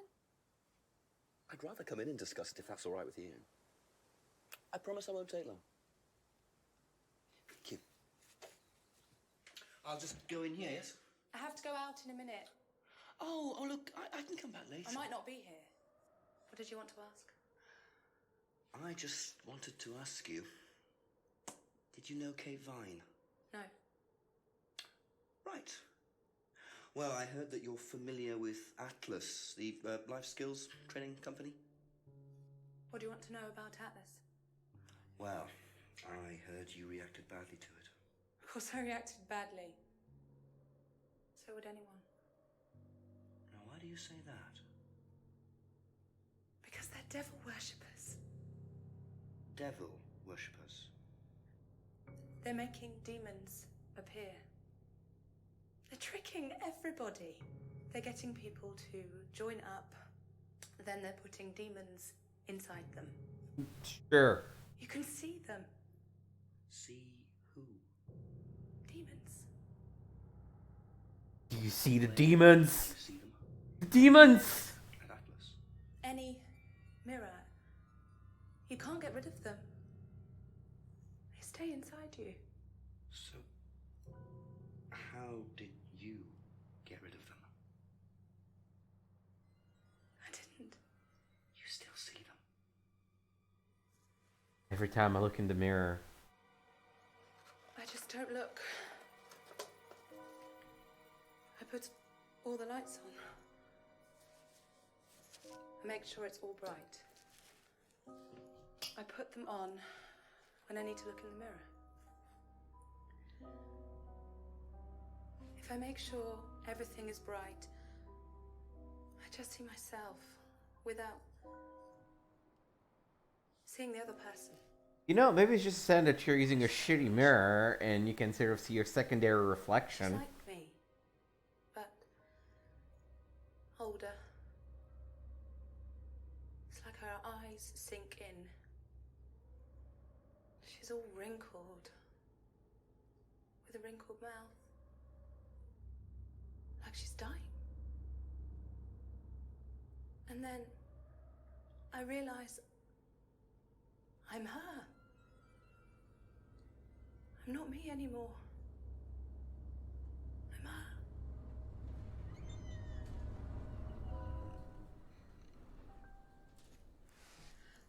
I'm sorry, I have to go now. He has serious issues, clearly.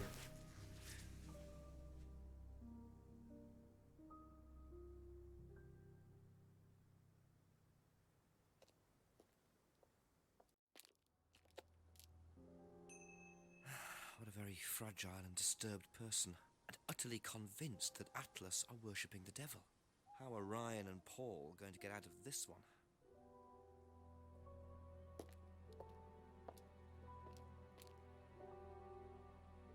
Let's talk to him. I'm sure he has a lot to say about devil worshipping. Questions, if you don't mind. Do you know anyone who is interested in or involved with devil worship? Have you met Lisa? Which Lisa are you talking about? Mad Lisa, lives on her own, doesn't like mirrors. Yeah, I've met her. You think she's mad? If you can't look at yourself in the mirror without seeing ghosts, you've got problems, don't you think? How do you know her? She came to the farm for some eggs a couple of times. Got talking to her once, that's all. And what did she tell you? Nothing much. Except she thought the devil was after her. What did you tell Yeah, her? not much. Told her the devil needs a good reason to be after you. But she was just like most people, really, blind to herself. Except she's more extreme. That's all madness is. Being blind to yourself. Alright. Thank you. Probably be back later.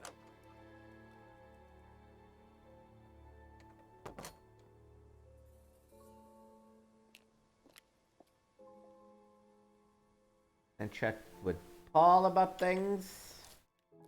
A few more questions, Yes. if you don't mind. Do you know anything about devil worship, Paul? I beg your pardon. Devil worship? Satanism? Am I missing something here? I heard Atlas had elements of Satanism on the course. You are misinformed. We're a training company, we're not devil worshippers. What kind of a question is that? That's So honestly... you've no interest in the occult? No, Inspector, I have no interest in the... That is the occult fair anymore than I have response. interest in pole vaulting, cheese making, or snake charming. Anything else you want to know that I'm not interested in? That's fine, thanks. However... Didn't he say...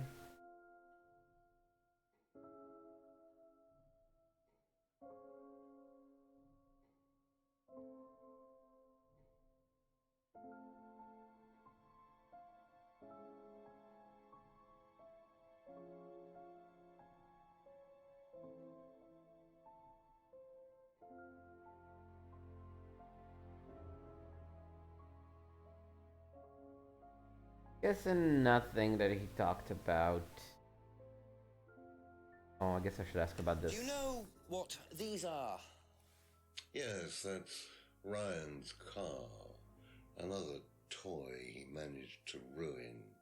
It was vandalized sometime last year. You know who did it? I don't believe anybody was ever prosecuted for it. Alright.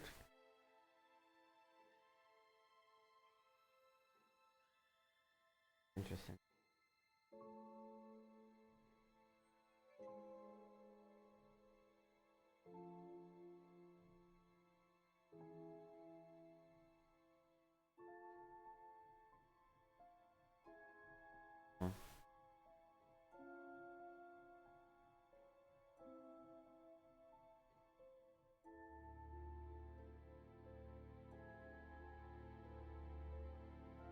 Yeah, I think that's fair for now.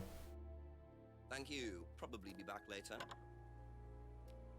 We're not done with them, but... What does Rebecca have to say to us? A couple more questions, if that's okay. Have you ever seen these? That's Ryan's car. It got vandalised last year. His camera had been stolen, so I took pictures. God, whoever did it made a mess, didn't they? But nobody was prosecuted for it. Not that I remember. The insurance paid out, though. Have you ever come across anyone interested in or involved with the occult?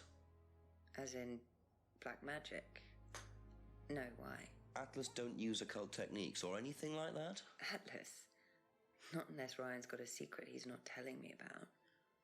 Oh, he's got a secret he's not telling you Just a about. inquiry. For sure. Okay, thanks. Just not of that kind, probably. Alright. That's all for the moment. Thank you.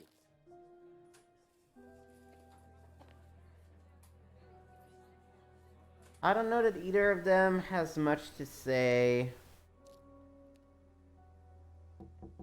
about the last two bits of information. Do you know anything about these? Nope. Sorry. Have you ever heard about there being devil worship at Atlas? Devil worship? No. Definitely not. Who said that? It's just something I heard. Okay, thanks. Be back later on, if that's okay. Have you seen these before? No. Don't know the car.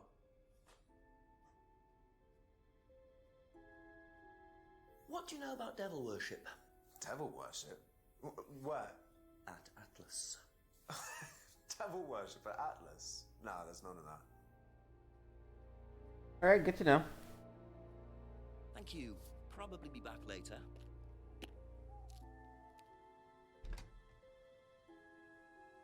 Back to Ryan.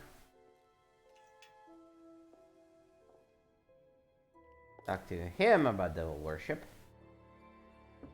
Ask you a couple more things, please. Has devil worship ever been part of the course, Ryan? Am I correct in assuming that you have spoken to Lisa Blind? You would be. She's been telling me all about the Atlas obsession with Satanism, Ryan. Then if you've met Lisa Blind, then you will have worked out for yourself that she has a very vivid imagination. She also has psychological problems, diagnosed psychological problems, as a matter of fact. So where did she get the idea that you lot were, devil worshippers? I really have no idea. The girl is insane. She's frightened of her own shadow, bless her. She actually thinks that demons are possessing her even now. You really can't trust a word she says. So you are saying there has never been any devil worship at Atlas? I don't even know what devil worship is, Inspector. It's not something I particularly know anything about. I certainly don't recall anyone ever having worshipped the devil at Atlas. We even tried to help the poor girl by paying for some treatment, but she didn't want it. Really? It's not easy to offer someone help when they think that you're the problem. Yeah, now I can see how she would deny that. But also, I'm sorry, weren't you into the occult? Like, come on. I'm taking notes here, man.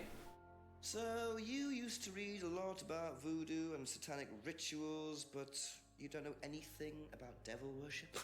Well, obviously, I just meant we don't worship the devil. We're not devil worshippers here at Atlas, Inspector. Ridiculous. But the point is, Ryan, that you claim not to know anything about it, but admitted you were obsessed with it when you were younger. Are you sure none of that made its way onto the Atlas course? And that Lisa isn't basing her beliefs on anything within that course? Lisa isn't basing her beliefs on anything other than her own imagination, Inspector. Look, we do use some techniques that some students find difficult, disturbing.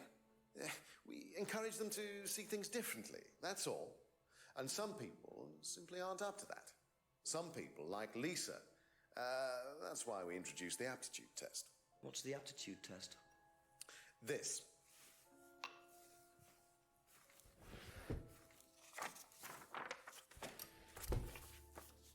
We ask students to fill in an aptitude test, medical history, psychological issues, that kind of thing, any medication that they have used in the past, any medication that they currently are using. Here, take a look. Basically, it's just to try and make sure that we don't get another Lisa. Has it worked? Oh, touch wood, so far, yes. Can I keep a copy of this? I wonder how much importance they actually give to this test. And what are they doing that's so disturbing anyway? Alright, I feel like Simon now can have some stuff to say to us about it. Just a few more questions, if you don't mind. Did you do a test before you started at Atlas? Oh, yeah. It was all just questions about if I had any illnesses or mental health problems or stuff like that, you know. They didn't actually ask for any proof, so you could have lied through your teeth on that one. Don't think they actually checked. Interesting. Ooh. That's it for the time being. Thank you. I'm thinking back to Paul when he said Have you that seen one of these before? that was unavoidable. No, not this one exactly, but we had to fill something similar in on the first night at Atlas. One of those aptitude tests. Fitness and stuff like that. All right. Thank you. Probably be back later.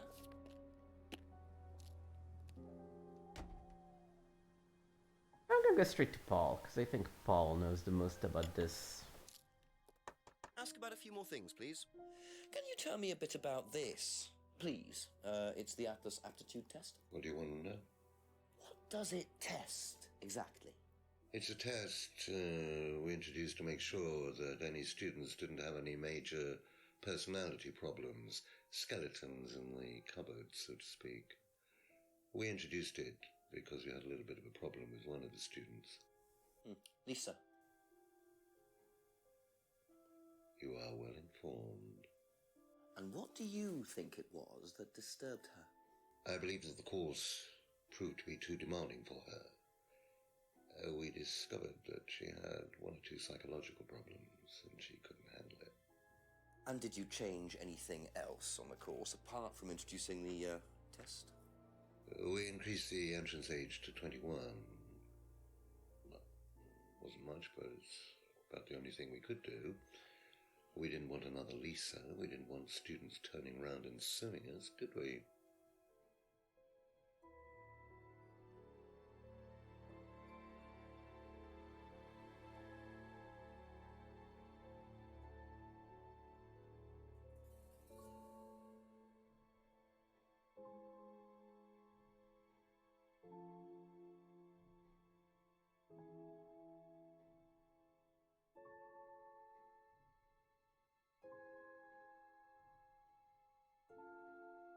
Wait. Was Kate old enough?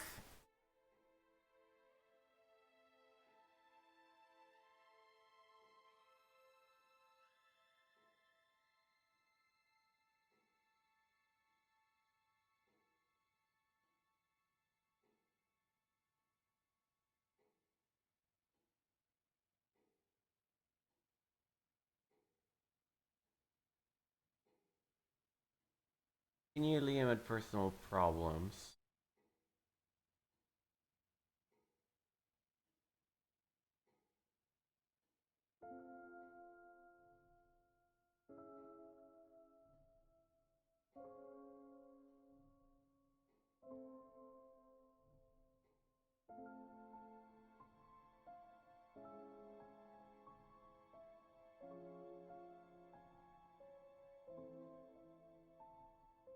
Yeah, this is not a contradiction, really, is it? I still feel like it's gonna be either him or Ryan.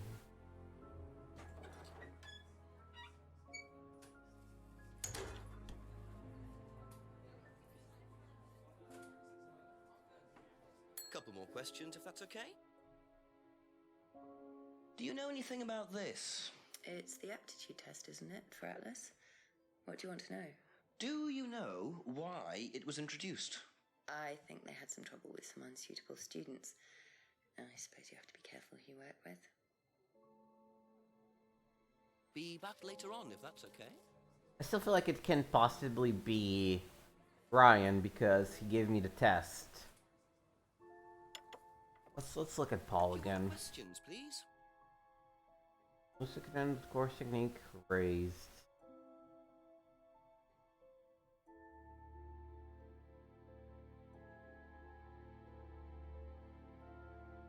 Well, isn't it impossible to be hurt or damaged? Then why couldn't she handle it? Aha. So nobody has ever been affected by auto-hypnosis, except Lisa. Hypnosis wasn't the problem, Inspector. Lisa was the problem with Lisa. That's why we introduced the test. But the hypnosis was the trigger, wasn't it? Lisa arrived on the course believing we were all devil worshippers. She was nuts to start with. We didn't make her like that. Well, as far as I can tell, Paul, you've had one student accuse you of devil worship and 2 others commit suicide. Some of your students aren't having a very good time on this course, are they? Nonsense. Kate was enjoying every minute of it. She couldn't get enough of it. Really? She was full of the joys of life. Bubbly, confident, flirty. With who? You mean with whom? With whom? Pretty much everybody. Including me, as I remember. Really? And, did you respond? I don't get into relationships with students, Inspector. Company policy. It's not professional. I'm sorry, didn't you flirt with Interesting Kate? addition that Kate flirted with him. There's no way Paul would have turned down an opportunity like that. I guess it's, avoids a relationship with students, but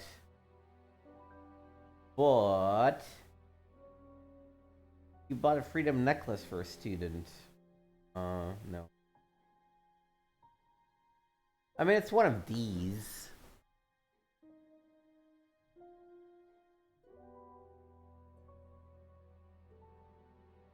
Once tried to date Emma. There we go.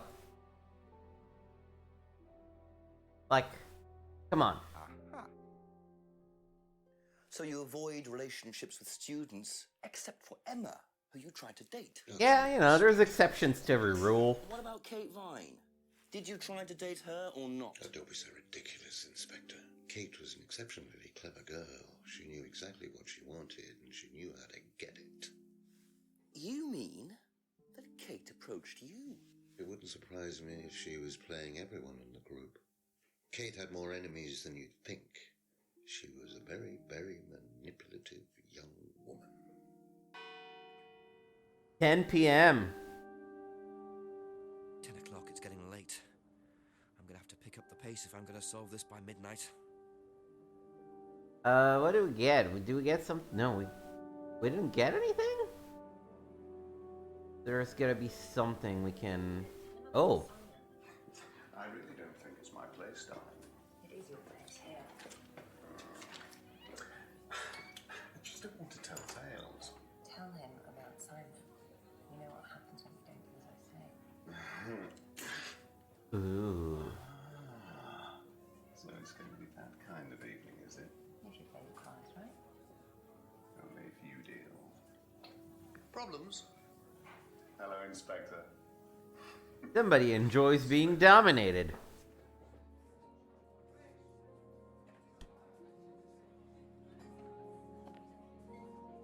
Oh, hey, what's this open cupboard that I'm gonna rifle through? Well, isn't that interesting? Hi Rebecca, could you tell me why you have, pain meds, in the restaurant? Just curious, you know. Ask you a couple more things, please. The cupboard downstairs, there's a lot of unopened stuff in it. Is there? Prescriptions. Made out to you.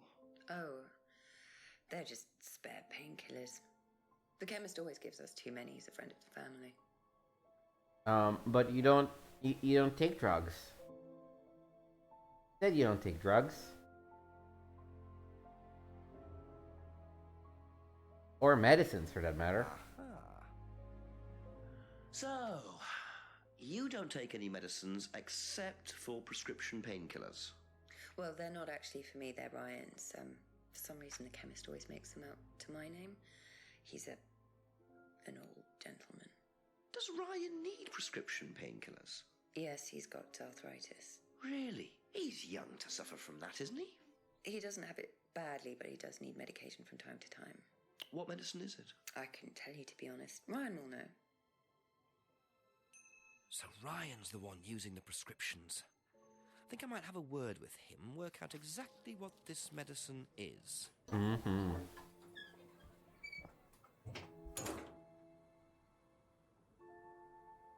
Anything over here? No? No? Okay.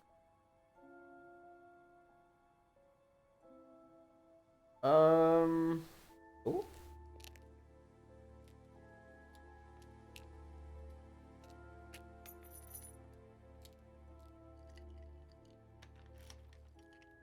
Simon just dropping stuff carelessly. Bit careless, Simon. Probably nothing important, but at this stage, I need all the clues I can get.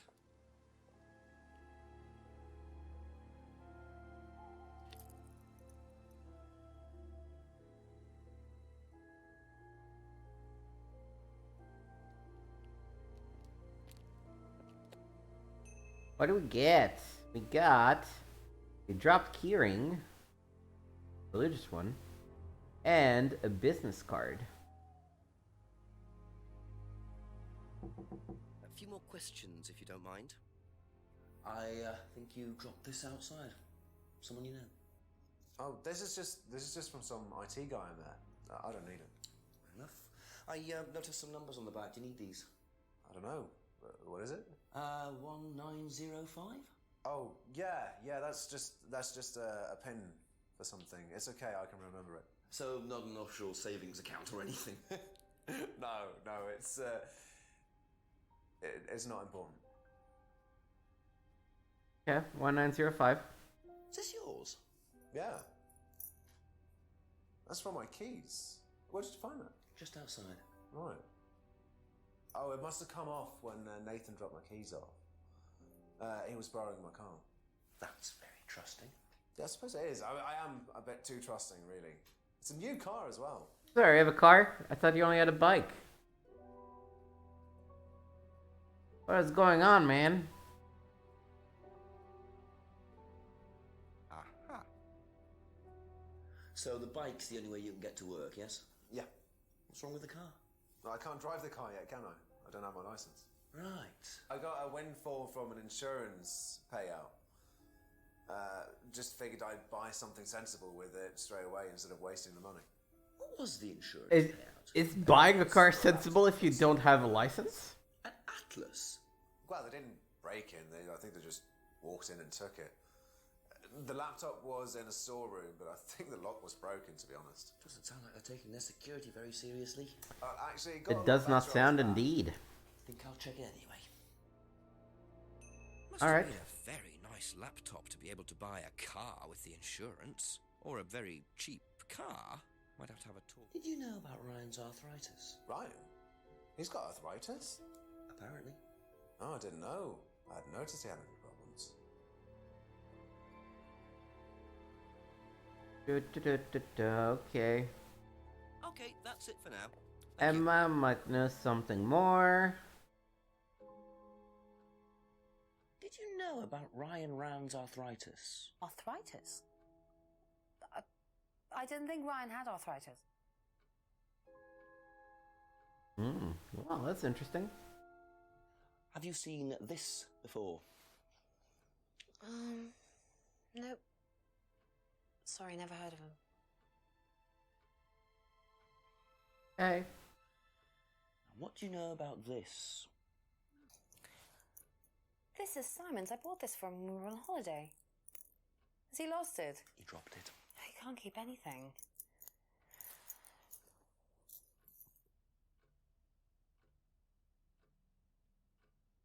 Did you know about Simon's laptop being stolen? Yeah, because it had all my college work on it, which I hadn't backed up or saved. Not that it mattered much, but I did buy a new one. And Simon uses it now. When I let him. When you let him. Alright. Thank you. Probably be back later. Let's go back to Atlas.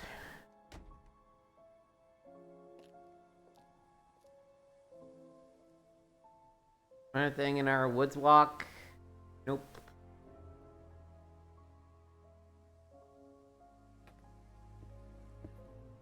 Nope.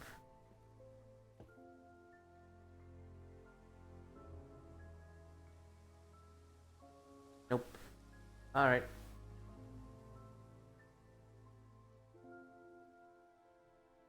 Right, boy. We got shit to talk about. Let me check the kitchen once again. You never know.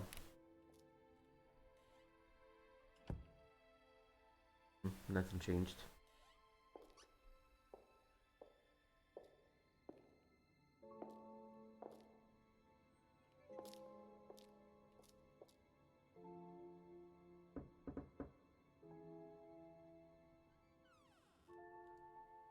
few more questions, if you don't mind. Let's start with the prescriptions. Do you know what the medicine in the cupboard at the pub is for? You'd better ask Rebecca about that. I'm not exactly sure what's in there. She tends to keep her wares under lock and key. Do you know, our wedding night was quite a surprise. What does that even mean? Tell me about your arthritis. Oh, you found out about that. Well, yes, I'm old before my time. It's very unlucky to have it so young. Well, I take a lot from life, Inspector, and sometimes life likes to give you a little bit back. I mean, it's not too bad, it's not too debilitating. I love It's that mainly, for continuity's some in my sake, right he's hand, still some in drinking. my left hand. It's not particularly. But it means he's been nursing a drink for like Small things, though. 6 hours. Do you take for it? I get a prescription painkiller. How often do you need that? Not often, as and when. I keep some here, I keep some at home. It's not a problem. Wait. Why are you keeping painkillers at work? You're not. You said you don't keep any medicine here for insurance reasons. There we go. That is a clear What? Doesn't keep any medicines on that. That's the thing. Aha. So, you don't keep any medicines on site at Atlas? No. Except your prescription painkillers. Well, these are not available to the students. But they are kept on site. Yes, but they're locked away. They're kept in the storeroom. Nobody would have access to them. You're sure about that? Absolutely sure. And what are the painkillers, Ryan? They're painkillers. Just painkillers. Normal painkillers. Paracetamol, codeine, morphine. Well, all right, they're morphine tablets, yes. Oh, really? Oh, come on, Inspector. I know what you're thinking, but there's no way Kate could have had access to them. Because they're in the storeroom. Well, not just that. She wouldn't have even known about them, or where they were. Sure about that? Yes. So it is morphine Ryan's taking. The pieces are starting to come together. Now I just have to work out how Kate got hold of it. If it was Ryan's morphine she got hold of course. Know anything about this? No, I don't. I'm sorry. We have our own IT chap. Lovely chap, in fact. Fat and sweaty, though. It's like a double act, doesn't it?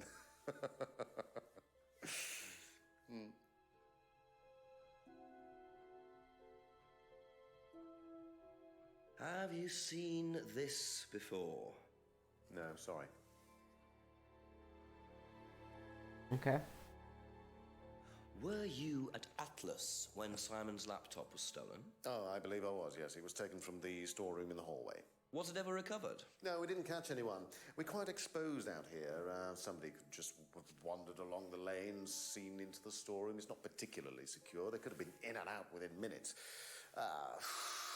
That's why we advise people to keep their valuables with them. You can't be too careful these days, Inspector.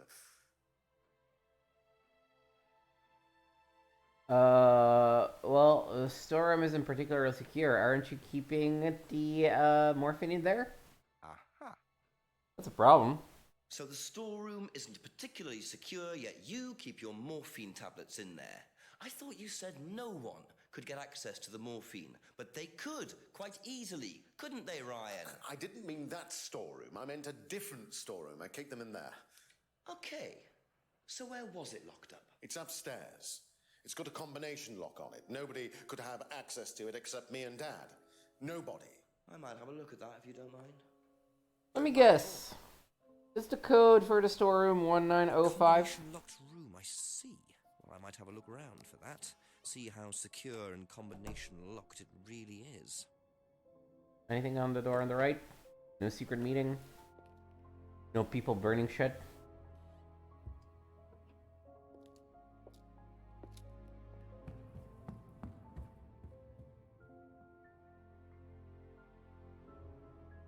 Ooh, I need to use the business card.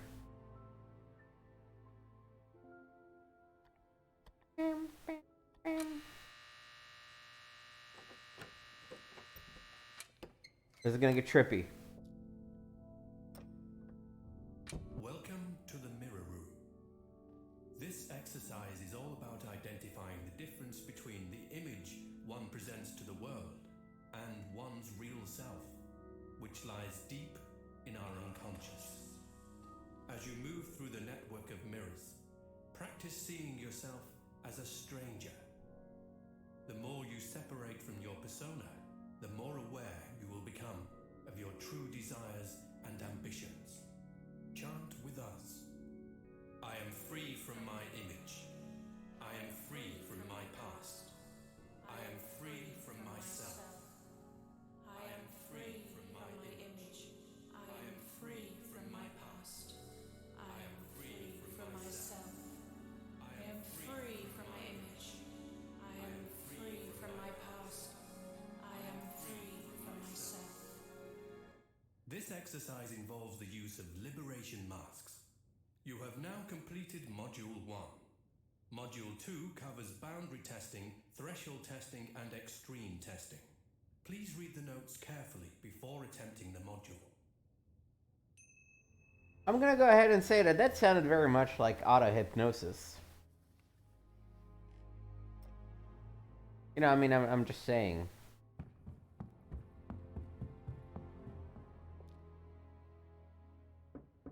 Couple more questions, if that's okay. Now, is it you or your dad? Can you tell me what you know about the mirror room upstairs? Oh, you found that then. Well, it's very similar to the costumes, Inspector. It's designed to help the students look at themselves differently. And what do you do with the mirrors? You look at yourself, Inspector. You look at yourself until you start seeing yourself as others do. And you don't see yourself as you do anymore. It really, the idea is that you can see yourself eventually any way you wish. So why in a locked room? To make sure you're not distracted, that's all. How often is it used? Not often, a few times a month. Some students find it useful, some don't.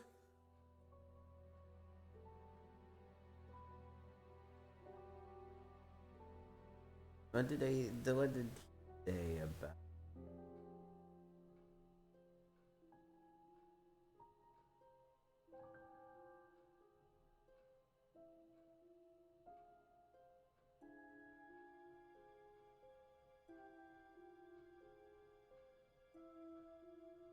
This feels like there's a lie here, but Thank you. Probably be back later.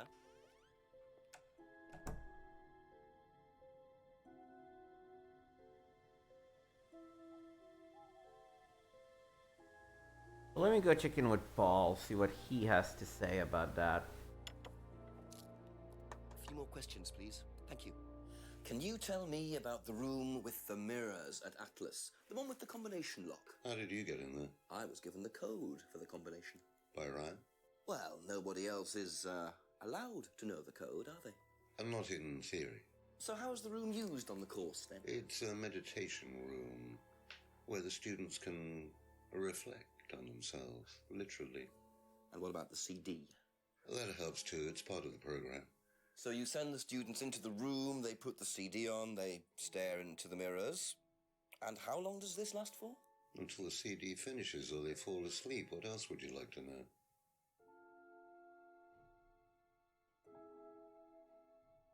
Now, let's say that auto-hypnosis is not used anymore. No? Oh, come on.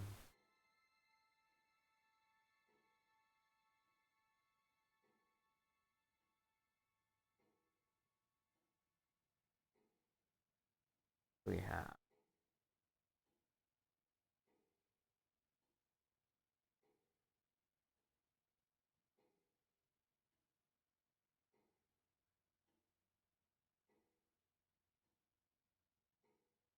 I guess I haven't asked him about the other stuff. And what do you know about Simon's laptop being stolen from Atlas?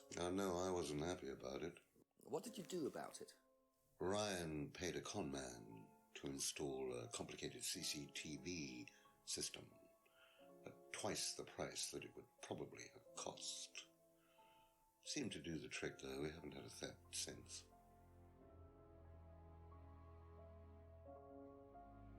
Seen this before anywhere? No.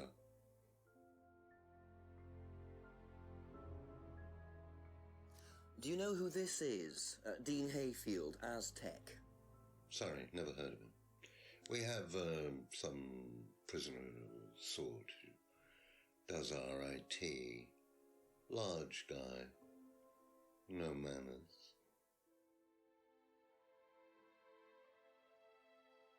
When did Ryan begin to suffer from arthritis? Ryan doesn't suffer from arthritis.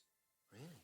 The only thing that Ryan suffers from is a pathetic inability to deal with any kind of discomfort. Oh, come on, it's not fair. People have different pain tolerance, pain thresholds.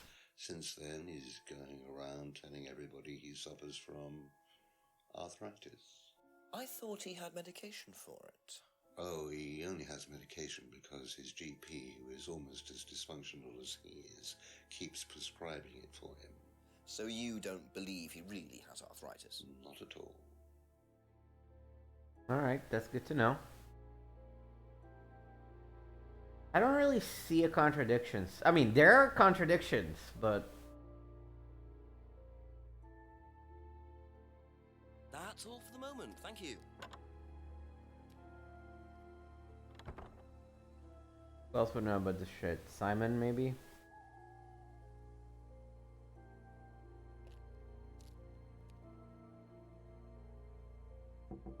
Ask you a couple more things, please. Do you know about the mirror room at Atlas? Yeah. What's it used for?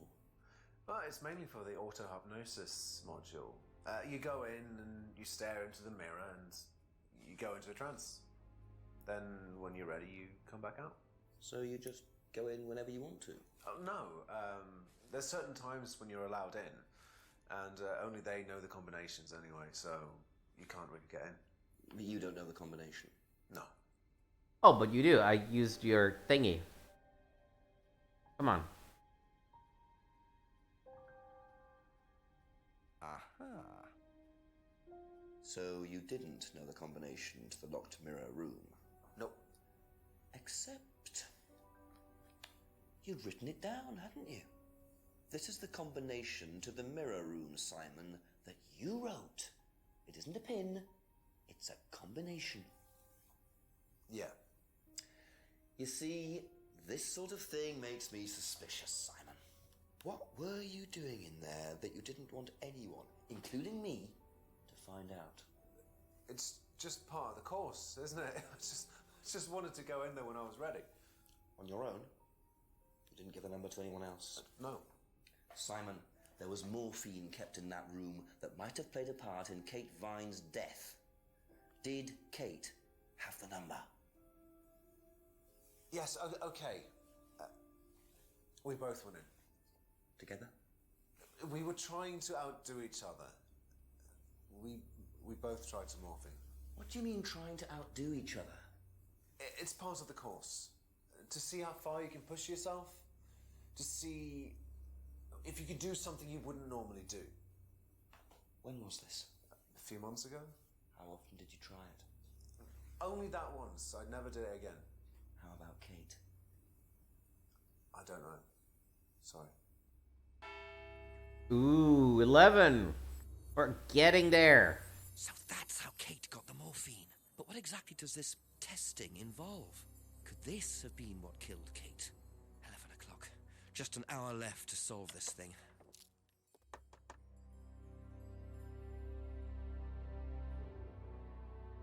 Wait, I didn't get anything from that?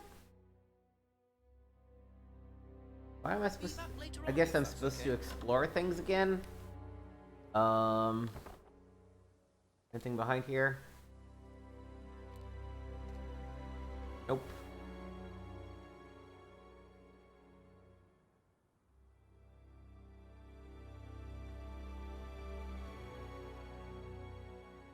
Alright, let's go into the woods.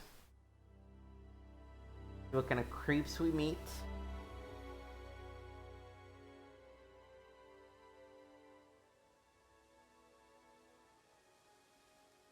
Oh, okay. There we go.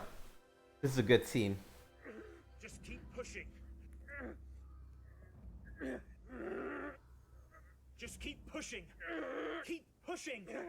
Keep That pushing. that You can push it first all of the way all, in, Tom, if you want to. this was clearly filmed during the day with a blue filter put on. Also, what the fuck? Would someone care to tell me exactly what's going on here? Don't come any closer. That man needs a doctor. No, he doesn't. I don't need a doctor. I'm fine. Go away. What is this? A test. Of what? What does it look like? It's a threshold test. A pain threshold test. I thought, you were supposed to be good at working things out, Inspector Jenks. And so this would be for Atlas, would it? Kyle? You disappear now. It's not a good idea to talk to a police inspector like that. Do you want me to make you? It's okay, Tom. Mr. Jenks won't be bothering us anymore. Don't make any rash commitments.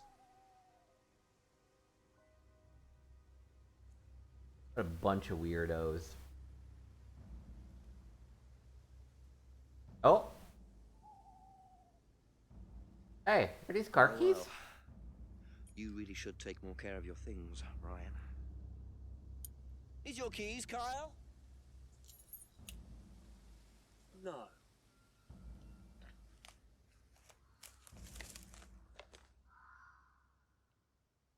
Let's go So back. that's threshold testing, is it? Sticking a skewer through your hand?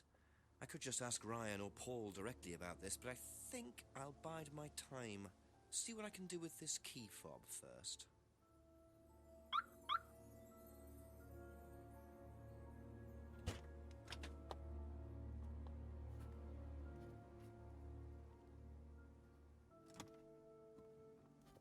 Remember that we're in Britain, so steering wheel is on the right.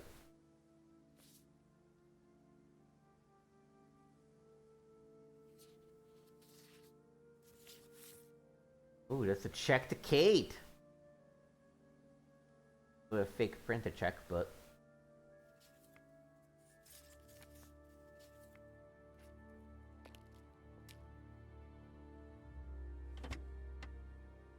that's not how you close a car door, you weirdo.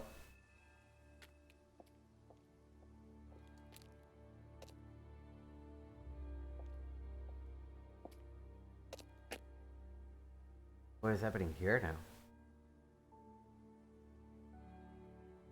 Again, a low budget for making the game at all, but I think it's so funny that they clearly filmed these scenes during the day and then just stuck a light blue filter.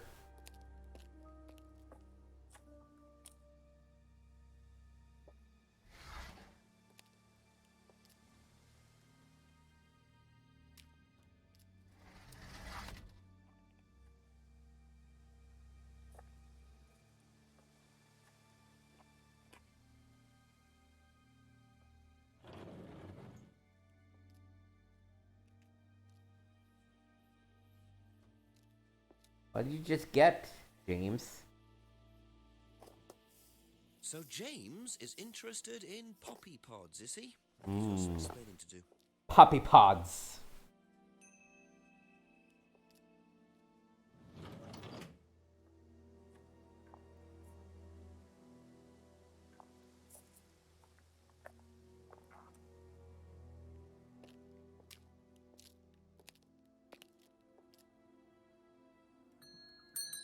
Just a few more questions, if you don't mind.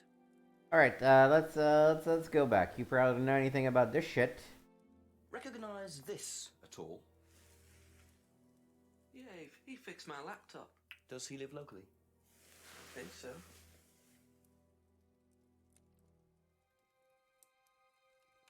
Nope. Seen this before? Don't think so.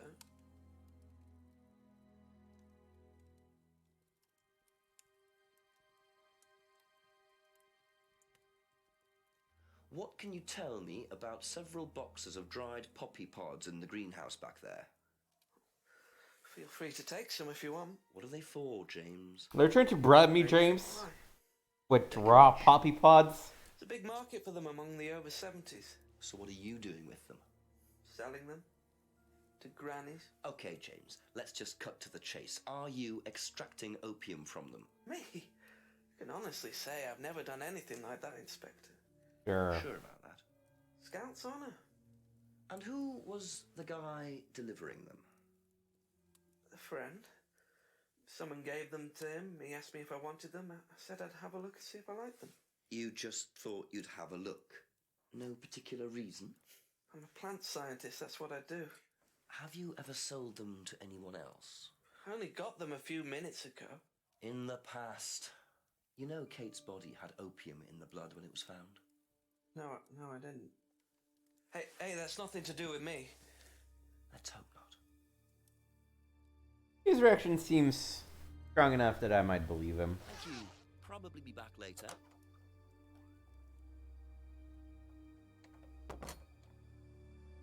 Alright, we have a few topics to discuss with people. Actually, does the chief has anything for us?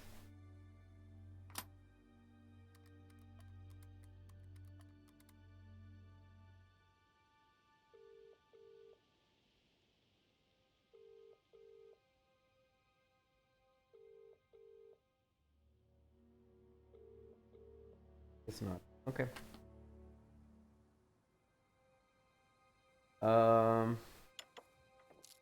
Yeah, I might as well talk to everybody about everything. Now, why do you think Ryan might want to give Kate a cheque for £500? I've really no idea. Where did you find it? Just outside. You better ask him. You think Ryan was interested romantically in Kate? I know he has a weakness for blondes, but I didn't think it had gone so far as his offering them cash. What do you know about poppy pods? Poppy pods? Ever come across anyone selling them, using them? No. Alright, fair enough. For the time being, thank you. How about you, Bex? See anything to say about your husband paying $500, £500 to Kate?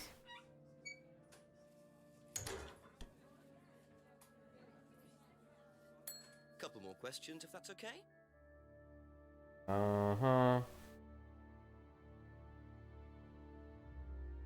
Do you know anything about a locked room at Atlas with mirrors in it? Not off the top of my head, no. I think that's a question for Ryan. Anything? Yeah, we should ask about these things too. Have you seen this before? No. Right? Do you know anything about this? No, sorry.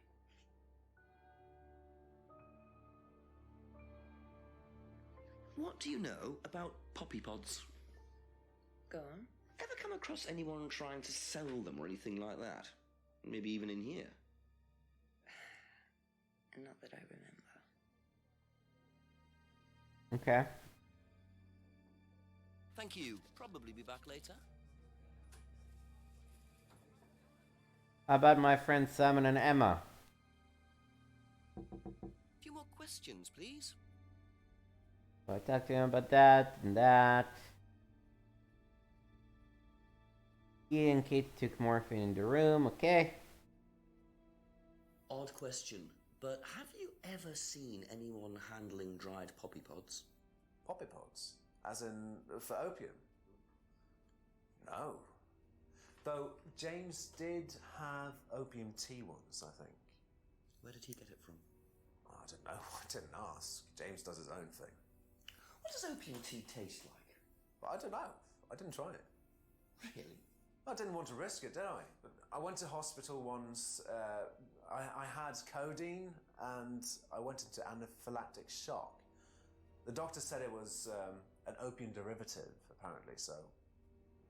And yet you took morphine. Isn't that fascinating?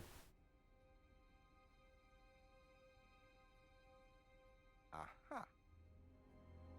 You and Kate took morphine in the mirror room. That's what you said, isn't it? Yeah. But you're allergic to opiates, Simon. Opium. You didn't take the morphine at all, did you? Well, no, I didn't. Kate did, though. I thought you were trying to outdo each other. That was the point, wasn't it? We weren't trying to outdo each other as such. Go on. Ryan wanted me to test Kate. To see how far she would go to be prime candidate. What candidate? Prime candidate. It means the best person in the group, basically. What do you mean test her? But you do it in pairs. One person's the tester, it's me, and the other person's the... Victim? Well, it's not like that. It's completely consensual. It's just boundary testing. Ryan wanted me to test Kate. Because they thought she was the best student. Well, maybe. I don't know. I just did what I was told, okay? Except you decided to give her morphine. To break the law. Well, I can't change that now, can I? She didn't die of a morphine overdose, did she? She died because she drowned. But she drowned for reasons that aren't clear. Atlas seemed to have this all neatly worked out. If Simon's telling the truth, Atlas are lighting the fuse and then retiring to a safe distance, letting students test themselves and push themselves to their limits while avoiding all comeback. Is this what happened to Kate? That's all for the moment. Thank you. Alright, let's see what we can talk to you about. Do you know about the mirror room at Atlas? The mirror room. No, I heard about it, but I think it was only for the students later on in the course. Something like that.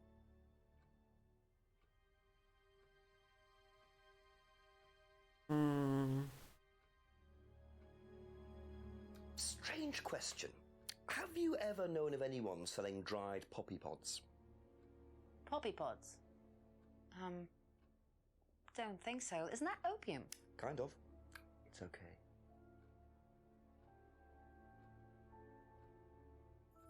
Do you know what a prime candidate is at Atlas? Yes, it's what every student wants to be. It's the best student. Apparently you get a great high-paid job afterwards. I don't think that really happens, though. Did you know anyone in the running to be prime candidate? What, like Simon? I don't think they picked Simon, to be honest. Well, he's got too many morals, and you can't have both at Atlas.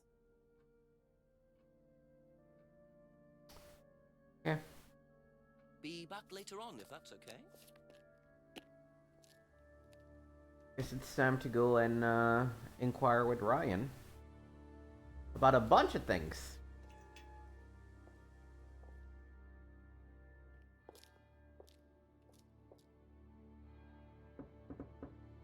Ask you a couple more things, please. Would you like to explain what this is, please, Ryan? £500 intended for Kate. It fell out of your car. At least I assume that's your car on the driveway at Brandon House. I suppose so. So why were you going to give Kate £500, Ryan? It was just a little incentive, that's all. Just a little incentive. Not very little, Ryan. £500. She was a very good student. We heard that she was leaving. We wanted to give her something. But you didn't. Well, obviously not. Are you sure there wasn't any other reason you might want to give her this? Personal reason? No! Well, I'd like to keep hold of this for a little while, if you don't mind. Well, don't consider it a bribe, will you, Inspector?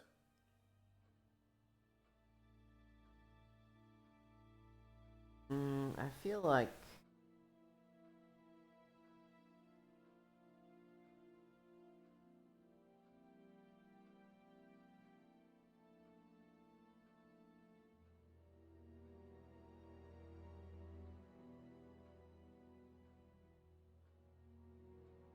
Oh, students aren't bribed in any way. Then why are you trying to bribe her? Oh, come on. Oh, I guess this wasn't the thing. Aha. So, students aren't coerced or bribed in any way, except Kate. I'm not sure what you mean. You said you were going to give Kate the £500 as an incentive. That's coercion, isn't it? I really don't think you could call it coercion, Inspector. It was an incentive, that's all, a little encouragement. So, how often do you use incentives? Okay, incentive is probably the wrong word. The money was just to see how Kate would respond. It was part of her assessment. Assessment? We have to assess students as they progress. We don't use conventional methods like sitting an exam or anything like that. People pay for this course per session. We have to know if they're committed or not. So you're assessing their progress and testing their commitment? Yes, we are. We have to. This is a business, not a charity. So Ryan's claiming the money was part of Kate's assessment. And did this assessment also involve threshold testing, I wonder? Or was the money for something else? Know anything about poppy pods? Come across anyone selling them or anything? Poppy pods? Well, don't tell anyone, Inspector, but I hear that you can make opium out of those. Why do you ask? Doesn't matter.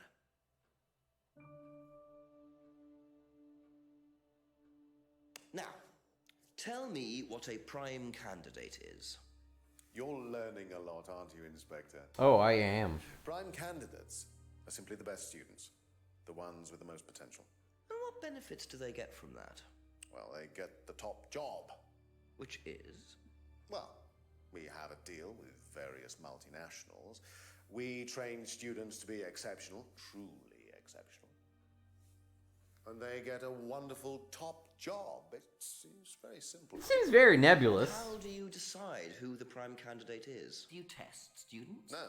Did you ever, say, ask Simon to test Kate, for instance? Oh, you've actually been speaking to Simon, haven't you? I really wouldn't trust anything that Simon Thompson says. You know, he spent the best part of 2 months trying to undermine Kate. No. Now, Simon Thompson, it really isn't my place to speculate, but if you're looking for motives, Inspector, he certainly had a few motives. More than I. A motive to kill her, do you mean? Now, that's very interesting, Inspector. Well, that's up to you to decide. I thought students weren't tested. But 500 were a test?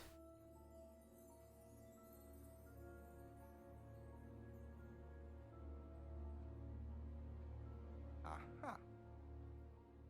Well, which one is it, Ryan?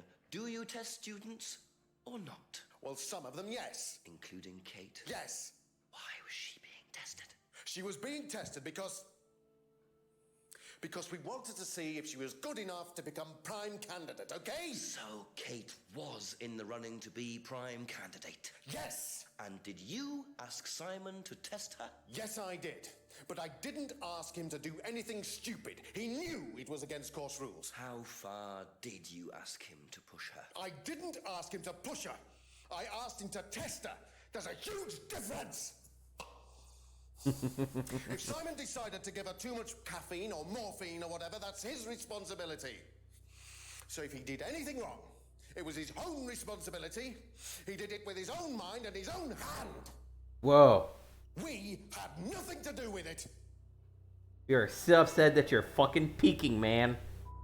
Alright, we're almost there. Midnight, and still no suspect, unless you count everyone I've interviewed. It's no surprise that Ryan wants to avoid any suggestion of being responsible for Kate's death, but I wonder if the man protests just a little too much. Kate's prime status is the next bit of information we have.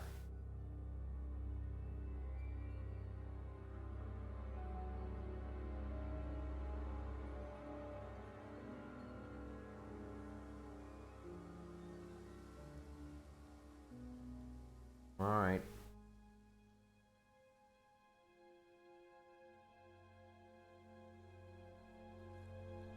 No? Nothing here?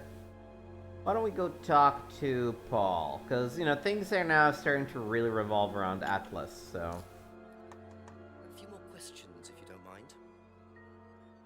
What are prime candidates? The best of the bunch. The peaches. And so what does it mean to be a prime candidate? Success. We have a special relationship with many major international companies. We provide them with our best students. And they get an instant job. You know, maybe that mind control theory is not that crazy. Just business, Inspector. Was Kate a prime candidate? Well, as Ryan has probably already told you, yes, she was. Did you ask Simon to test her? Yes, it's company policy. Leaders don't get involved. And it covers your back, of course. Well, nobody knows the students better than they do, Inspector. It's much better to let them just work it out among themselves. It isn't very professional to force students to test each other to the point where one of them gets killed, Paul. We don't force students to do anything that they don't want to do, Inspector. So you don't force them into being tested? No, we don't encourage anybody to hurt or offend anybody else here. You don't use threshold testing, for instance? No. If Simon Thompson went too far with Kate, that's his responsibility, not ours. He's the one you should be speaking to, if truth be told. I don't trust him myself. But, wait. But you do use threshold testing. Because the mirror says so. Aha. You say you don't endorse threshold testing? That's the phrase, isn't it? Yes. Except you do, Paul. Because you told me that the students use that CD in the mirror room. I've listened to that CD, and it very clearly mentions threshold testing. You keep batting this away, Paul. We don't really use hypnosis. The students aren't really tested, but I am this close to launching a full-scale investigation. Look, we get a kickback from these students, and they have to be exceptional. Of course we have to test them. That doesn't mean we do anything illegal. What do you think we do? Bump off the ones we don't like? Well, that depends on how far you push them, doesn't it? Well, we certainly don't kill them. Nobody here wanted Kate dead. I'm sure they didn't. But what do you expect, Paul, when you put students under that much pressure? She was a very, very valuable student. She was worth a lot to the business. Really? And how much would that be? Well, if you really want to know, 50 grand. She was worth 50 grand? Yes. What, you were selling her? Of course we were selling her. You don't get this, do you? We make perfect employees. Month after month. That's all we do. What do you mean, perfect employees? What big business needs, Inspector, more than anything else, is none of this altruistic, goody-goody crap. What we look for is people with ambition, no ethics. Push, greed is good, all right? We don't deal with all this comfort stuff. The survival of the fittest. That's all there is. There's no higher purpose, no big plan. There's nothing at the end of the rainbow. Except what you have and you can enjoy in the here and now. And what do you enjoy now, Paul? He gives a good bad guy performance, and Jenks is just so over the top. Excuse me, Inspector, I'm a very busy man. I've got work to do.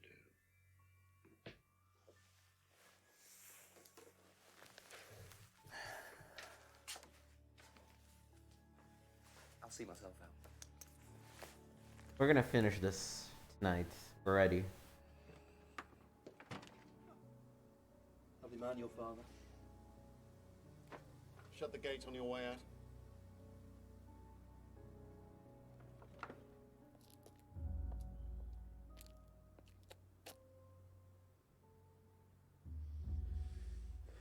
He's doing his level best to shut this place down. Get rid of him.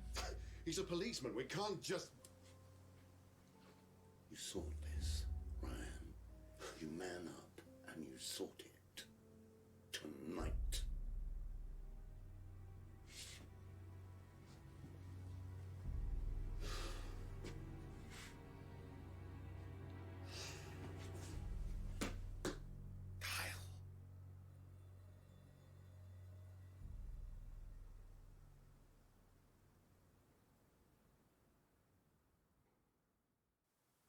Well, these guys are creeps, that is for sure.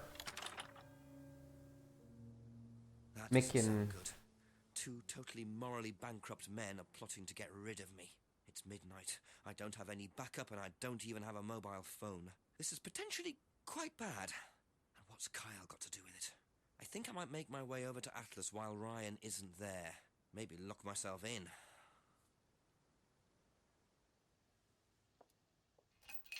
Damn. I suppose it was too much to hope that Ryan had left the place open. I mean, why would he, you know?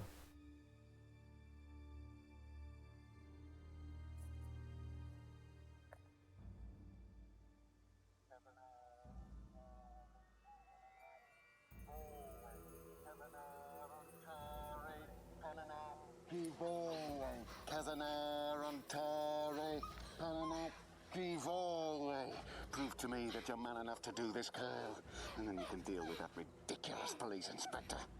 What is this? What the hell? Scotland Yard, not hell. Hello, Ryan. You know that guy still has a knife on that girl's throat, right? So, Are we gonna stop him, or...? Let's have it. I don't think you'd understand, Inspector. The best thing that you can do is turn around, go away, and leave us to it. Knife. What? That knife gives me a perfect right to stick my nose in, investigate, And interfere. This is all part of the Atlas course. It's a physical endurance exercise. Drop that knife. The knife, Kyle. Kyle. Drop it! Drop it.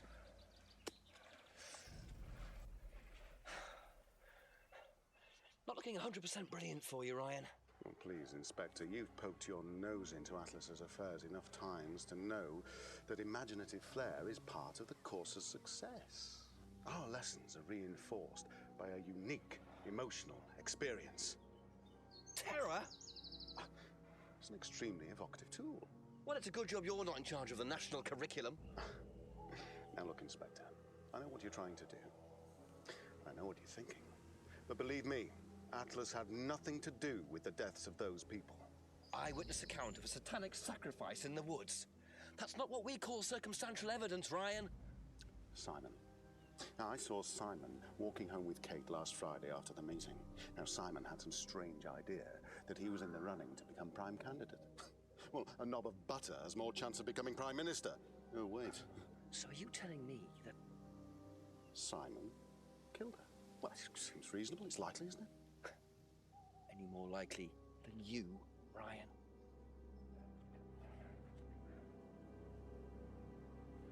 Pig! I know. Police brutality.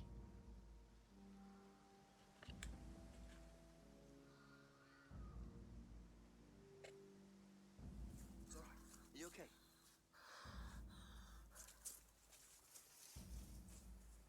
And she just walks away. And it's like, what the fuck is up with this business course? You save someone from being sacrificed, and that's the thanks you get. If that wasn't an occult ceremony, I don't know what is. The Rands have been lying all along. But what's Simon going to say about Ryan's accusation? What's up, Simon? We got some shit to talk about. How do you think you'd have reacted if you'd found out that Kate had been chosen to be prime candidate? Is that... was she? I'm just asking how you think you'd react. I don't know. I wouldn't react in any way, really. I'm not bothered. I don't think she was, though. What makes you think that? Well, it's just an impression I got. You know, she's a bit flaky, to be honest. She's just not really prime candidate material.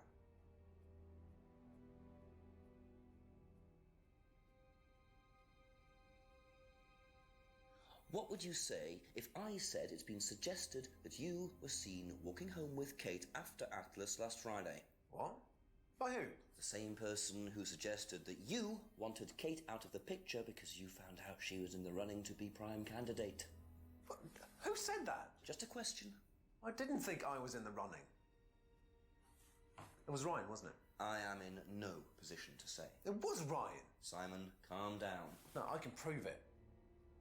Kate's driving license, give it to me. Why? Kate's driving license, please.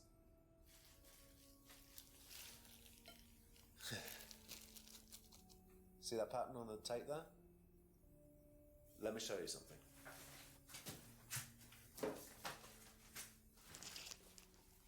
See this pattern? Now look at that.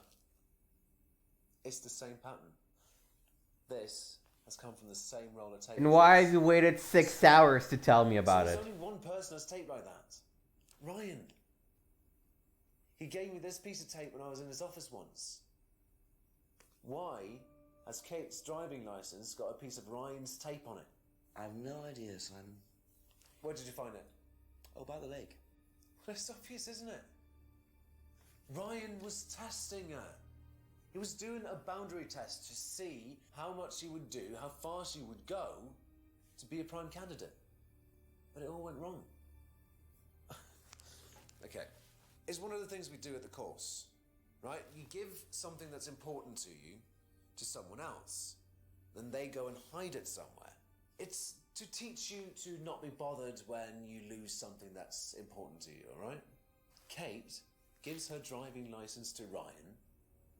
Ryan goes and hides it somewhere down the lake. Kate finds out, she goes down looking for it, probably drunk, and she falls in. I'm afraid I find that a bit far-fetched, Simon. It makes perfect sense if you know anything at all about how Atlas But works. Simon, if you got the tape from Ryan, Kate could have got it from him. He told me he doesn't lend it out. He lent it to you. But I didn't kill her! Do a lab test on the card. His DNA will be all over it. And what if yours is all over it? It won't be. I didn't kill her. That's exactly what her killer would say. Just give me a minute. I need some painkillers.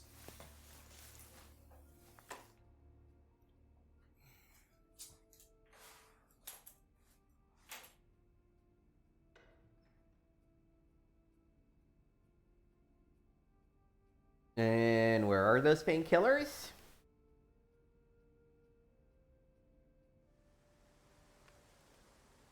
Not in the house, apparently.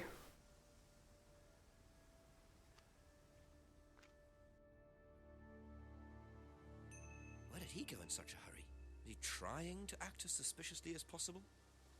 So, this is the one very hard part of this game. You wander around and you don't know what to do. Because here, there's no way for you to remember the thing you're supposed to do. You might recall, and let me actually maybe...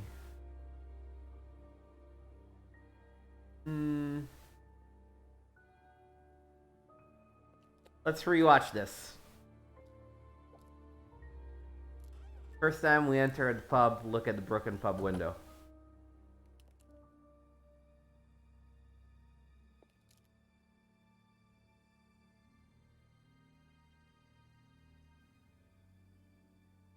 See the tape?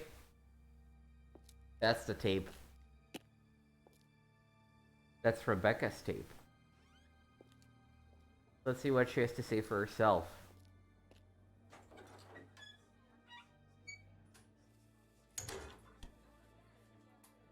A few more questions, if you don't mind. Have you seen patterned tape like this anywhere before? Oh, Ryan's got some. I know because I borrowed it. When was that? A couple of months ago? Have you still got it? I don't think so. I haven't seen it since then. And it's, you know, it's such a small thing that you have to know to notice. Aha. You last saw that sticky tape 2 months ago, is that correct? Yes. So how come you used it last week to tape over the broken window outside? That's the same tape. Well, I must have been mistaken. You see, the reason I'm asking is that it's exactly the same tape that was found attached to Kate's driving license, found at the scene. The tape that only Ryan has. Ryan, and of course, you. So what are you saying? Who's got the tape now? Do you know where it is? No. No, I don't know where it is. Why are you asking me about this tape? You seem nervous, Rebecca. Is there a problem? Well, you're practically accusing me of having something to do with that woman's murder, aren't you? I wasn't accusing you of anything, Rebecca. Unless there's something you'd like to tell me. No, I wouldn't like to tell you anything. Okay, well, that's fine. Obviously, we'll be swabbing everyone in the area for DNA, so if anything comes up on Kate's license, DNA traces. What'll come up? Nothing will come up. Right, I've had enough. I've got to get back. Rebecca! Would you like to explain to me exactly what is going on? Which bit? The fact that some leggy bitch was trying to steal my husband? Dun dun dun! I think you had better tell me what you know, Rebecca. Okay, you want to know what I know? Kate Vine seduced my husband and was going to blackmail him. Not only did she sleep with him, that whore did it just for his money, our money. How did you work that out? Money that you would lose if he were to divorce It you. was her arguing with Emma Bowman. Emma was trying to talk her out of it. And how did she come to be at the lake? She dropped that driving license thing when she came in. She was drunk. She dropped her bag. I took it out to the woods and stuck it over the lake. Then I waited for her. When she came out, I told her where it was, that someone had just run off into the woods with it. You led her to the lake. She was reaching out over the lake to get it. I didn't do anything. She just fell in. But you let her drown. It was dark. I couldn't see anything. I couldn't help her. Really? Did you try, Rebecca? Well, it was too late. She was just flapping about in the water. It was pathetic. She was making these gurgling sounds. And what did you do? I got a big stick. I just pushed her down with it until she stopped. Well, she was dead anyway. What did it matter? You killed her, Rebecca. Well, you failed to save her. My husband. She didn't, Rebecca. What do you mean? You got the wrong girl. That maybe you shouldn't have told her. I guess she could have figured it out eventually on her own, but... Emma. It was Emma. Rebecca Rand, I am arresting you for the murder of Kate Vine. You do not have to say anything, but anything you do say may be taken down and will be used in evidence against you. Do you understand? Yes. So, it appears that Kate Vine's death was a tragic case of mistaken identity. But there are some loose threads here. What was Ryan doing with Kyle and that girl in the woods? What if I hadn't interrupted? And what really happened to Liam last year? It seems I've only scratched the surface of Atlas and the Rand business empire. Trying to find out about Paul Rand's past is like peering into dense fog. He gives nothing away and covers his tracks with military efficiency. However, what is known is that Paul Rand has a lot of connections in high places. Politicians, celebrities, business leaders. Perhaps James Wilson's ideas... It was hidden on the poster all along. I get the feeling there's still a lot more to learn about the Rand business empire. You're gonna have to excuse us. Atlas is closed for the moment, but we'll be open again very soon. Thank you for your interest. Dun dun. Yeah, that was Contradiction. Spot the Liar. I think, it's as far as FMV games go, you have to expect some camp from them, and that one definitely does deliver thanks to Rupert Booth, as well as John Giller, who really tried to one-up each other during those things. Yeah, just a great time. Some parts of it maybe a little on the tricky side. It's also that I didn't want to use hints to know who to talk to and all that, but the first time you play through it, knowing to make some connections can be a little far-fetched.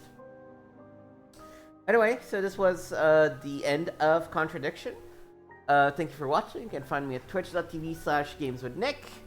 I usually go live on Sundays and Mondays with action games, Wednesdays with point-and-click adventures, and Thursdays with some, makeup stuff if we have to miss a day, or just some random stuff that I feel like streaming.